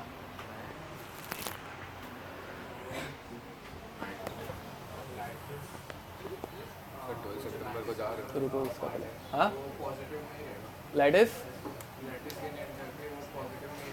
नहीं, देखो यहाँ पे लैटिस फॉर्मेशन हो रहा है कि ब्रेकिंग हो रहा है? अरे यहाँ पे लैटिस फॉर्म हो रहा है कि ब्रेक हो रहा है? हाँ फॉर्म हो रहा है ना, तो फॉर्मेशन में नेगेटिव आता है आंसर फाइनल। देखो अगर वैल्यू दी रहेगी और पॉजिटिव में दी है तो तुमको नेगेटिव में ही पुट करनी पड़ेगी। यस तुम जो बोल रहे हो करेक्ट है। और अगर निकालना होगा आंसर तो वो नेगेटिव में अपने आप आ जाएगा, ठीक है। ओके बोलो क्या बोल रहे हो? 12 सितंबर को क्या है? हाँ अरे हाँ डीमन स्लेयर ना, देखना पड़ेगा क्योंकि मैंने पहले से ऑनलाइन देख ली थी। हाँ नहीं सब क्या ऑफिशियल रिलीज से पहले अरे मेरे को वेट नहीं हुआ, मैं नहीं हूँ इतना स्ट्रॉन्ग। नहीं देता मैं। हाँ नहीं रे जापानीज हिंदी इंग्लिश में बात देखता ही कौन है यार। इंग्लिश में देखने का नहीं, जापानीज में देखने का। वैसे जब बोलते ना ऐसे हम, और नहीं उनके आवाज में मजा आता है, उल्टा ऐसे चिल्लाते विल्लाते हैं तो सबटाइटल्स देखने गए और क्या चलता है। नहीं मैं वो सब फालतूगिरी नहीं करता। हाँ नहीं मिला। वो फर्स्ट मूवी में थोड़ी ना मिलेगा, सेकंड में ही मिलेगा, फिर थर्ड में वो फाइट करेंगे और क्या। सेकंड के एंड में वो मिलेगा एंड थर्ड में उसकी फाइट रहेगी, सिंपल है। हाँ ना मतलब नहीं मतलब ऐसे वो प्रेडिक्ट तो कर ही सकते हैं ना, फर्स्ट में ही थोड़ी ना मिलेगा, सेकंड के एंड तक उसको रिवील करेंगे कहाँ पे है, थर्ड में जाके उसको मारेंगे, खत्म पिक्चर। ए चलो भाई लिख के हो गया। नेक्स्ट अब हाँ कौन सा ये वाला एनर्जी है? हाँ एनर्जी हाँ बट वैसा मत लिखो क्योंकि ये एक्चुअल में दूसरा लॉ है। ये हेस लॉ है, मतलब थर्मोडायनेमिक्स में उसका नाम अलग है, सेम कंजर्वेशन ऑफ एनर्जी जैसा, बट उसको हेस लॉ बोलते हैं। थर्मोडायनेमिक्स में पढ़ेंगे अभी नहीं। ओके अब यहाँ पे लिखो ये पहला था NaCl के लिए। एक काम करते हैं अभी MgCl2 बनाते हैं। चलो MgCl2, फिर बाद में दूसरा कोई तुम लोग बना लेना। ध्यान दो MgCl2 इसकी हम लोगों को कौन सी रिएक्शन बनानी है? लैटिस फॉर्मेशन की। किसकी? Lattice formation. लैटिस फॉर्मेशन में देखो बे क्या यूज किया जाता है? गैसियस आयंस यूज करते हैं। लैटिस फॉर्मेशन में क्या यूज करते हैं? Gaseous ions. समझ में आ रहा है? तो Mg2 प्लस यहाँ पे कितने Cl माइनस, 2Cl माइनस। समझ में आ रहा है? ये दोनों कंबाइन होके हम लोगों को देंगे MgCl2 सॉलिड। ये देखो लैटिस फॉर्मेशन में गैसियस आयंस यूज करके सॉलिड लैटिस बनता है। समझ में आ रहा है? अब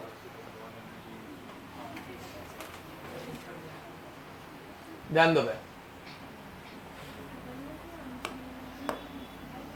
इसका डेल्टा H निकालना पॉसिबल है या नहीं है?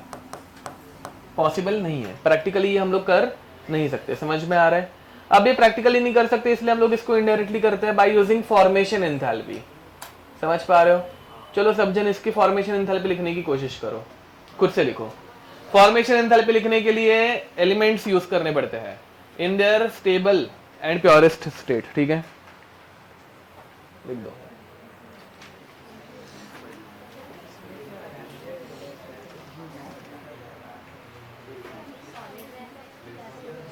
मेटल सारे सॉलिड रहते हैं,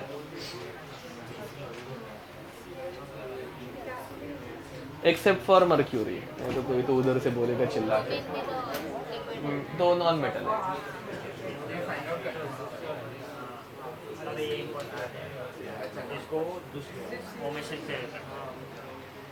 ए तुम लोग, अच्छा तुम पूरा बॉर्नेपर साइकिल बना रहे हो सिर्फ फॉर्मेशन एंथैल्पी, और ये ऐसे नहीं है ये फॉर्मेशन एंथैल्पी लिखना, सिर्फ formation enthalpy. A formation enthalpy लिखने आएगी क्या? रुको मैं तुम लोगों को 10-12 रिएक्शन बता दो फॉर्मेशन के। ए गधो यहाँ पे देखो। अगे अगर लेट अस से कि उन्होंने तुम लोगों को बोला CO2 की फॉर्मेशन एंथैल्पी बनाओ, सब जन ध्यान देंगे। CO2 की फॉर्मेशन, मैं MgCl2 तुम लोगों को खुद से डिसाइड करने हैं अभी, ठीक है? वो तुम लोगों को बोला है ना, मैं 2-3 अलग एग्जांपल दिखा रहा हूँ। अब CO2 अगर बोला होगा तो CO2 बनाने के लिए कौन से एलिमेंट्स यूज होंगे? बराबर। अब इनके एलिमेंटल फॉर्म, C का कार्बन के एलिमेंटल फॉर्म क्या रहता है? सॉलिड। समझ में आ रहा है? एंड इसका ये देखो भाई, कार्बन 3 आइसोटोप्स में, आइसोटोप्स नहीं क्या बोलते हैं उसको, एलोट्रॉप्स में एग्जिस्ट करता है। डायमंड, ग्राफाइट एंड फुलरीन, ठीक है? एक ही एलिमेंट के जब डिफरेंट फॉर्म्स रहते हैं उसे एलोट्रॉप्स बोलते हैं। पढ़ा होगा ना ऐसे 10th में कभी तो अब उसमें सबसे स्टेबल बताओ, डायमंड सबसे स्टेबल है, ग्राफाइट सबसे स्टेबल है, या फुलरीन सबसे स्टेबल है? अब देखो भाई, स्टेबल वो चीज रहती है जो नेचर में ऐसे भर भर के मिलती है। समझ में आ रहा है? अब नेचर में कोयला मतलब ग्राफाइट भर भर के मिलता है या ऐसे डायमंड मिलता है? समझ में आ रहा है? क्योंकि वो ज्यादा स्टेबल है। तो विच one is more stable? Graphite. तो हम लोग जब थर्मोडायनेमिक्स पढ़ेंगे तो कार्बन को हमेशा कौन से फॉर्म में लिखेंगे? ग्राफाइट। समझ में आ रहा है? अब ऑक्सीजन के भी 2 एलिट्रॉप्स रहते हैं, O2 and O3, which is more stable? O2। तो oxygen will exist in O2 state, in which form? Gaseous form. समझ में आ रहा है? तो carbon graphite plus O2 gas giving a CO2 formation enthalpy. ठीक है, चलो कोई और एक एलिमेंट बताओ। CH4 लेते, चलो CH4 गैस, इसकी फॉर्मेशन एंथैल्पी अगर मुझे लिखनी है कैसे लिखूंगा? कार्बन C+H बराबर। ओके, कार्बन कौन से फॉर्म में स्टेबल? ग्राफाइट फॉर्म में स्टेबल। हाइड्रोजन H2 फॉर्म में स्टेबल। बैलेंस करो 2H2। Very nice. ये हमेशा वनमोली बनना चाहिए। समझ में आ रहा है क्या? यहाँ पे ध्यान दो भाई, इसमें कोई दिक्कत? अगर मैं तुम लोगों को बोलूं कि फॉर्म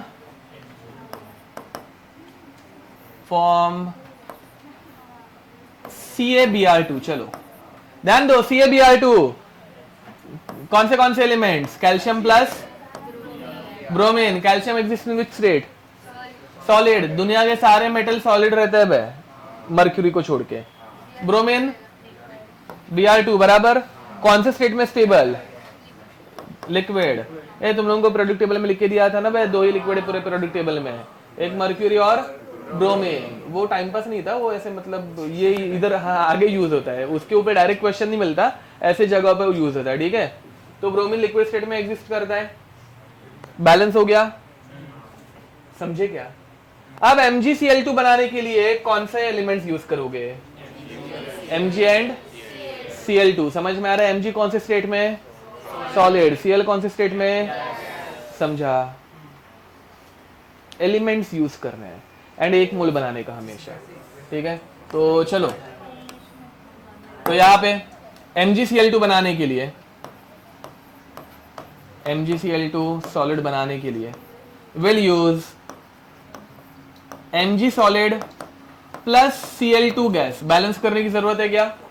नहीं। ओके, अब ये रिएक्शन जो है वो लैब में की जा सकती है। अब इस रिएक्शन का यूज करके ऊपर लैटिस फॉर्मेशन की रिएक्शन अपने को बनानी है। समझ में आ रहा है? पहले Mg सॉलिड है, उसको किस में कन्वर्ट करेंगे? गैस में। समझ में आ रहा है? फिर बाद में Mg गैस को किस में कन्वर्ट करेंगे? Mg2+ में। समझ में आ रहा है? मैं पहले थोड़ा सा बता देता हूँ, ध्यान दो। तो first will convert Mg solid to Mg gas, ठीक है, and then Mg to Mg2+, but Mg2+ direct नहीं जाता, पहले क्या होगा? Mg+1। समझ में आ रहा है? इसको बोलते हैं आयनाइजेशन एंथैल्पी 1, फिर बाद में Mg2+। समझ में आ रहा है? गैस गैस, ठीक है, ये हो गया आयनाइजेशन एंथैल्पी 2। ये कुछ दिमाग में घुसा? किसने नहीं बोला क्या? हाँ, क्योंकि इधर, हाँ बोलो, कौन सा वाला पार्ट, ऊपर वाला कि नीचे वाला? पूरा बॉर्नेपर साइकिल खैला। अब क्या होगा? अरे देखो भाई, आगे से अरे रे रे पहले क्यों नहीं बोला मैं? अब यहाँ तक समझ में आ गया था। हाँ तो सी नाउ द थिंग इज कि NaCl सॉलिड Na+ गैस और Cl- गैस इनको यूज करके बन नहीं सकता। समझ में आ रहा है? तो ये मतलब फिजिकली पॉसिबल ही नहीं है। तो हम लोग जो लैब में रिएक्शन पॉसिबल होती है फॉर्मेशन उसको यूज करते हैं। ठीक है, so we know delta H of formation, तो विल स्टार्ट फ्रॉम दैट। समझा? तो डेल्टा H ऑफ फॉर्मेशन जो है उस रिएक्शन को लैटिस एंथैल्पी के रिएक्शन में कन्वर्ट करते हैं स्टेप बाय स्टेप। ठीक है, तो यहाँ पे सोडियम सॉलिड फॉर्म में था, बट लैटिस फॉर्मेशन में क्या होता है, गैसियस फॉर्म में रहता है। तो first will convert it to gas state, then will ionize it to Na+। समझा? वैसे Cl में here Cl2 is there, but here only Cl is there, तो first will break the bond enthalpy, तो उससे Cl मिला, and then we need to convert it to Cl-, तो Cl- में कन्वर्ट कर दिया electron gain enthalpy, and then Na+ and Cl- will combine to form NaCl lattice. ये देखो ये रिएक्शन और ये रिएक्शन सेम टू सेम है, Na+ gas plus Cl- gas giving us NaCl। समझा? तो जो रिएक्शन एक सिंगल स्टेप में होती है NaCl फॉर्मेशन की, वो हम लोग 5 अलग अलग स्टेप्स में कर रहे हैं ना। First we are sublimating Na, then ionizing it, then breaking the bond in Cl2 and then electron gain enthalpy. समझ में आ रहा है? And after that we are combining it to form NaCl solid. वैसा तो delta H of formation is equal to these 5 energy changes. वैसा तो same अभी MgCl2 में कर रहे हैं कि MgCl2 का lattice formation is not possible directly. हाँ, इनडायरेक्ट फॉर्म, यस। हाँ, तो indirect method is what will first do delta H of formation. समझ में आ रहा है? ओके, अब तो पहले सब्लिमेशन किया, फिर बाद में Mg को Mg2+ डायरेक्ट लेके नहीं जा सकते, तो क्या होगा, ionization enthalpy 1 and then ionization enthalpy 2। समझा? अब फिर बाद में Cl2 को किस में कन्वर्ट करना है, 2Cl में, बराबर ना भाई? Cl2 को 2Cl में कन्वर्ट करना है, तो डायरेक्ट इसको ब्रेक करेंगे। अब क्या लिखेंगे, delta H of bond enthalpy by nothing, ये ना, क्योंकि Cl2 ही है ना, 1 मोल ही है Cl2, ऊपर हाफ मोल था, अभी पूरा 1 मोल है, तो अभी हाफ से मल्टीप्लाई करने की जरूरत है क्या? बट उसी बदले अगर यहाँ पे 2 Cl2 रहते हैं, देख हर एंथैल्पी चेंज इज फॉर 1 मोल, अगर 2 रहता तो इंटू 2 करना पड़ता, बिकॉज 2 मोल्स आर देयर। समझे? ओके, नेक्स्ट बाद में Cl को किस में कन्वर्ट करना है, Cl- में, तो इसको क्या बोलते हैं भाई, Cl को Cl- में कन्वर्ट करना, इलेक्ट्रॉन गेन क्या लिखने का, हाँ वेरी नाइस, सही बोला, 2 इलेक्ट्रॉन गेन एंथैल्पीज। एक Cl का मोल है क्या, नहीं 2 मोल Cl है ना बे, तो 2 मोल Cl को 2 मोल Cl- में कन्वर्ट किया तो 2 इंटू इलेक्ट्रॉन गेन एंथैल्पी। समझे? And finally Mg2+ and Cl- gas, अरे गैस लिखना भूल गया, Cl- gas, they will combine to form MgCl2 solid. समझे? इसे क्या बोलते हैं, लैटिस एंथैल्पी, बराबर? ये कुछ समझे? लिखो, जल्दी लिखो।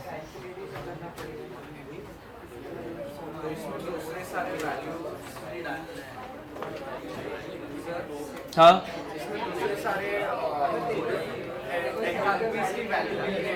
हाँ, यस, करेक्ट। दू क्या ऐसा एक क्वेश्चन, चलो कर लेते हैं, छोड़ो, थर्मोडायनेमिक्स का एक क्वेश्चन करते हैं। ये पहले लिखो, ए लिख के हो गया क्या, जल्दी लिखो।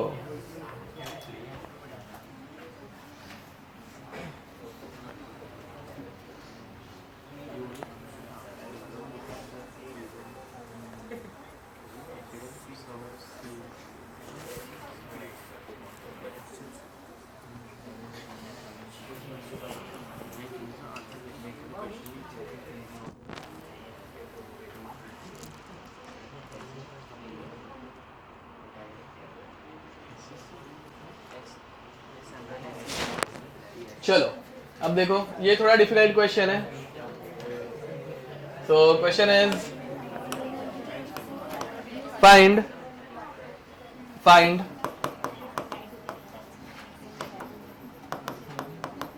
lattice breaking enthalpy of Al2O3 if formation enthalpy of Al2O3 is minus 500 kilojoule per mole, minus 500 kilojoule per mole. Sublimation enthalpy is sublimation enthalpy of Al is plus 200 kilojoule per mole. Ionization enthalpy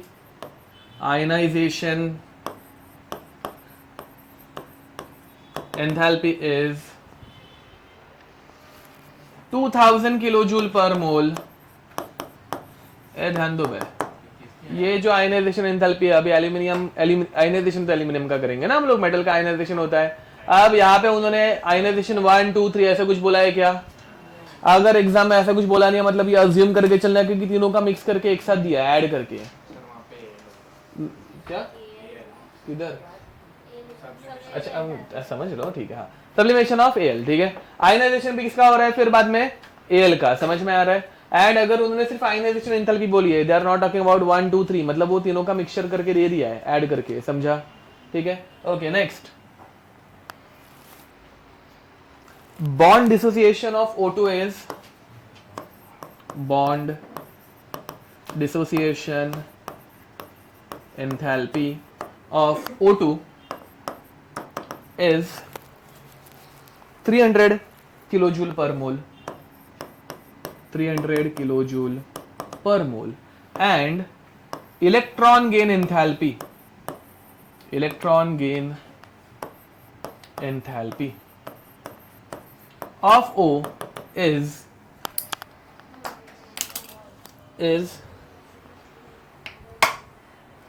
700 kilojoule per mole, 700 kilojoule per mole, ठीक है। हाँ, dissociation, okay.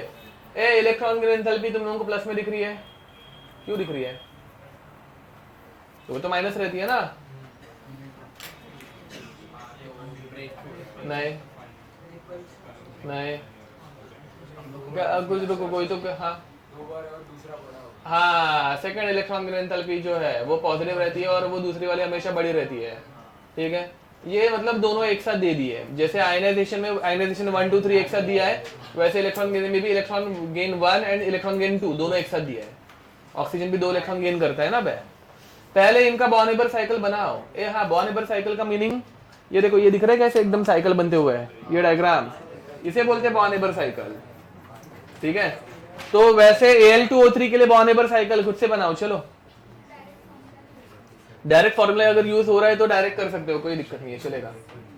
अगर किसी को direct answer आ रहा है तो direct करो, गलत गए तो गालियां खाओगे, ठीक है।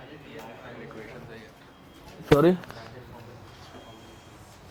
हाँ, ये फॉर्मेशन की सही है। बिना साइकिल बनाए भी तुम लोग कर सकते हो, ठीक है। बट कैसे करना है वो ध्यान दो जरा। मैं मतलब डायरेक्ट फॉर्मूला कैसे अप्लाई कर सकते हैं। देखो, इस फॉर्मूला में ज़्यादा कुछ चीज़ें नहीं है। पहले तो तुम लोगों को डेल्टा एच ऑफ फॉर्मेशन लिखना रहता है, ठीक है। Delta H of formation for what? Al2O3, and फिर इसके अकॉर्डिंगली सब कुछ करते जाना रहता है। अब यहाँ पे delta H of formation is equal to, सबसे पहले आते हैं डेल्टा एच ऑफ सब्लिमेशन, याद है क्या? वो सीक्वेंस याद रखना है। सबसे पहले रहते हैं सब्लिमेशन ऑफ मेटल। अब यहाँ पे Al2O3 में कितने मेटल दिख रहे हैं? 2, तो इसको 2 से मल्टीप्लाई करना पड़ेगा, समझा क्या? कहाँ पे 2 से मल्टीप्लाई क्यों किया, समझा? पूरा अच्छे से देखो, कोई टाइम पास नहीं करेगा इसमें। डायरेक्ट अगर अप्लाई करना है तो कैसे करते हो सीख लो पहले, फिर बाद में इसका आयनाइजेशन करना है। तो delta H of ionization, ionization किसका कर रहे हैं? एल का। कितने एल का? इसमें कोई दिक्कत? फिर बाद में bond breaking, delta H of bond breaking. ध्यान दो भाई, क्योंकि तुम लोगों को साइकिल बनाने आ रहा ही नहीं लगता है, तो ये तो एटलीस्ट सीख लो। तो बॉन्ड ब्रेकिंग किसका करना है हम लोगों को? O2 का। अब ध्यान दो, यहाँ पे कितने O है? 3 है, तो मुझे कितने O2 लगेंगे? 1.5, वेरी नाइस। या फिर 3/2। ये समझे कि ऐसे O2 कैंसिल किया, 3 O आ गए।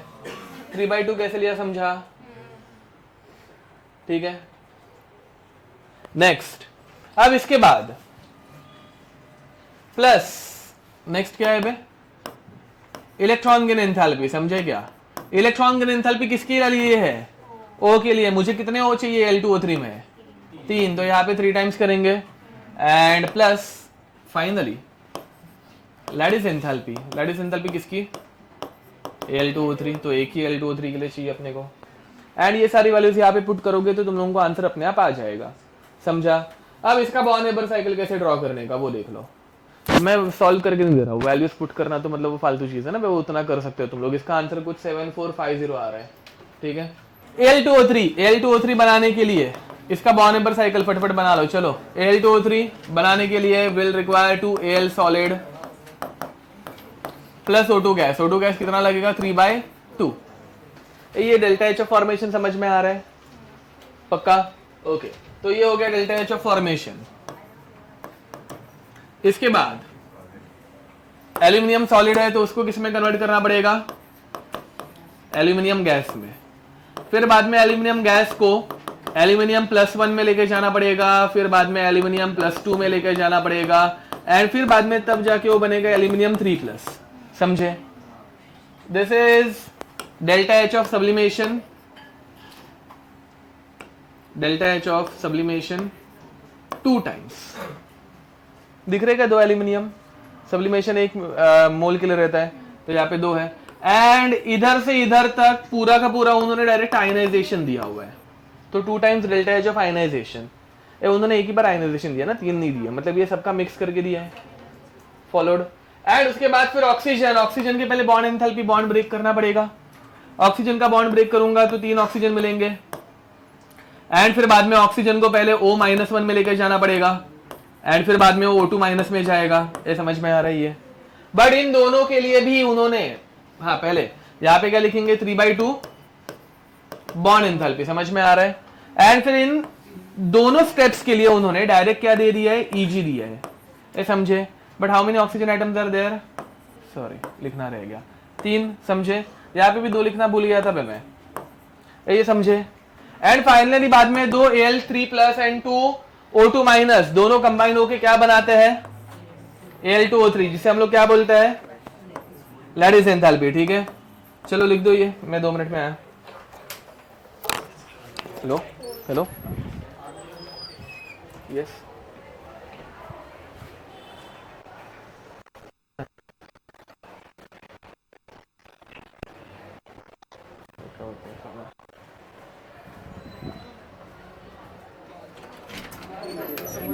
नेक्स्ट हो गया क्या भाई? जल्दी लिखो, जल्दी लिखो। नहीं, रुको जरा, 10 मिनट से। कैसे नहीं चल रहा है? चल रहा है नहीं, वो बैटरी कम हो गई रहेगी ना, इसलिए होगा वो। हाँ क्या? छोड़ो, मुझे क्या करना है? रिकॉर्डिंग में नहीं आएगा क्या? हाँ, तो पिछले साल की रिकॉर्डिंग है ना अपने पास, वो यूज करेंगे। अब नेक्स्ट, ज़्यादा नहीं है, 10 मिनट सिर्फ, 10 मिनट। कोई नहीं, भानु सर लेट ही आते, मेरे को पता है, ठीक है? क्या? नहीं, तो मैं उनको लेके जाऊंगा ना, बस क्या खाना वाना खाने, मेरे दोस्त है वो। हाँ, तुम लोग टेंशन मत लो, मैं कवर कर लूंगा। तुम लोगों को 11:30 बजे वो मिल जाएंगे। नेक्स्ट, अब 11:30 गया तो मेरा भी तो 11:30 का है ना, उससे ज्यादा मैं रुका नहीं सकूंगा। ओके, अब लिखो तो लास्ट थोड़ा सा ये खत्म कर देते हैं। Properties of ionic compounds. Properties of ionic compounds, ठीक है? इसमें सबसे पहले फिजिकल स्टेट। फिजिकल स्टेट बताओ भाई, आयनिक कंपाउंड कौन से फिजिकल स्टेट में रहते हैं? सॉलिड, लिक्विड या gas? Solid. Why do they exist in solid state? नहीं, लैटिस एंथैल्पी, ठीक है? Because of formation of lattice. Lattice is highly stable structure, ठीक है? समझ में आ रहा है? तो due to formation of lattice, due to formation of lattice,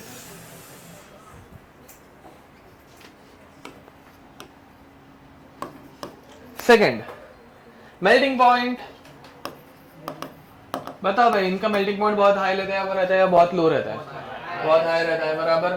तो they have very high melting point, high melting point, ठीक है। Why do they have high melting point? Same reason, ठीक है, स्ट्रॉन्ग लैटिस, ठीक है, स्ट्रॉन्ग लैटिस फॉर्मेशन, ठीक है। Next, conductivity, third.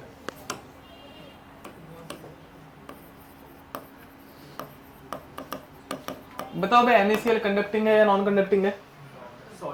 Solid में नॉन कंडक्टिंग है, समझ में आ रहा है? अगर हम लोग NaCl सॉलिड में अगर वायर से ऐड करेंगे, करंट छोड़ेंगे, करंट लगता नहीं है, ठीक है। तो बैड कंडक्टर्स इन सॉलिड स्टेट, ठीक है, solid state, but they becomes good conductor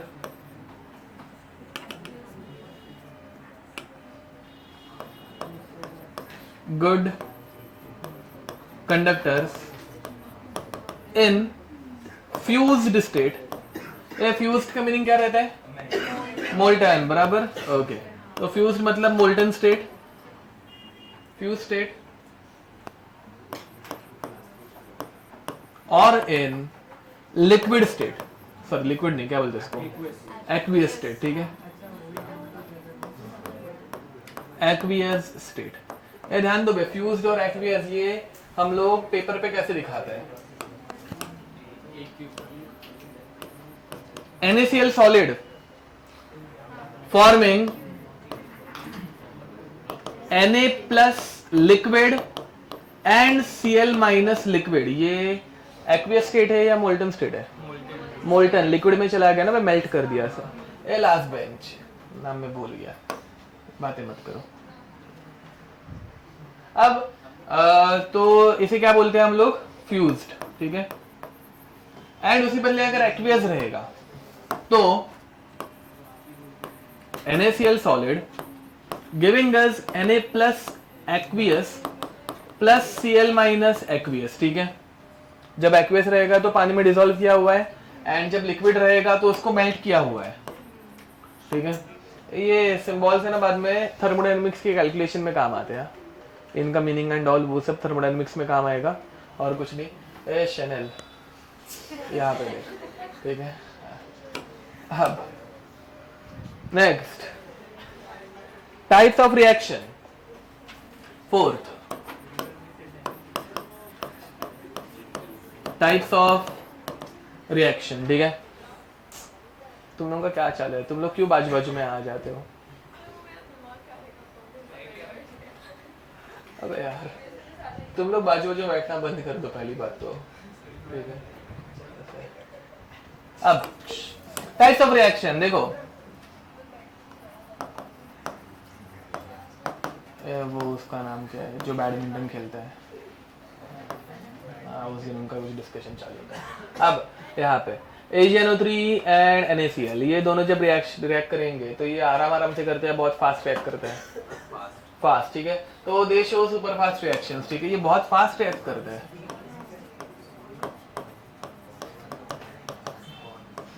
ये स्पीड विड, ये देखो, ये सिंगल लाइन वाले क्वेश्चंस है ना, वो यहाँ पे कुछ ज्यादा काम नहीं आएंगे, ठीक है, बट ये अगले चैप्टर्स में आएंगे। हम लोग केमिकल काइनेटिक्स भी चैप्टर पढ़ेंगे, बहुत सारे चैप्टर्स जो हम लोगों को पढ़ने हैं, ठीक है, वहां पे। तो वो क्यों बात कर रही है पीछे मुड़े मुड़ के? अब इधर तो AgNO3 reacts very fast with NaCl. Why? Because first they form Ag plus NO3 minus Na plus Cl minus। एक बार ये आयंस बन गए तो ये एक दूसरे के साथ फटाक से चिपक जाते हैं बिकॉज ऑफ अपोजिट चार्जेस, ठीक है। तो forming NaNO3 and Ag plus Cl minus forming AgCl, समझ में आ रहा है? तो आयनिक रिएक्शंस में आयंस बनते हैं जो फटाक से कंबाइन हो पाता है, giving us AgCl and NaNO3, AgCl and NaNO3, लिखो।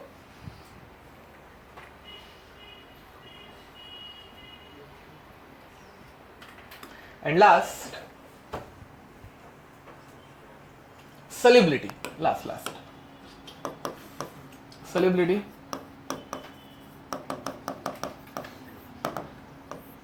सॉल्युबिलिटी में हम लोग क्या पढ़ते हैं?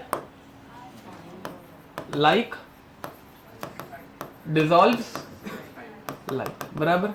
इसको हम लोग और अच्छे से पढ़ेंगे नेक्स्ट लेक्चर में, ठीक है। बट अभी के लिए लिख देना all ionic compounds, all ionic compounds are fully और पार्शियली soluble इन वाटर, ठीक है। ज्यादा करके वो पानी में डिसॉल्व हो जाते हैं, बट अगर उनमें कोवेलेंट कैरेक्टर बहुत ज्यादा आया तो डिसॉल्व नहीं हो पाते। समझ में आ रहा है? इसमें और कुछ पैरामीटर्स है जो हम लोग अगले लेक्चर में डिस्कस करेंगे, ठीक है। So with this will stop here till then, next time, bye bye.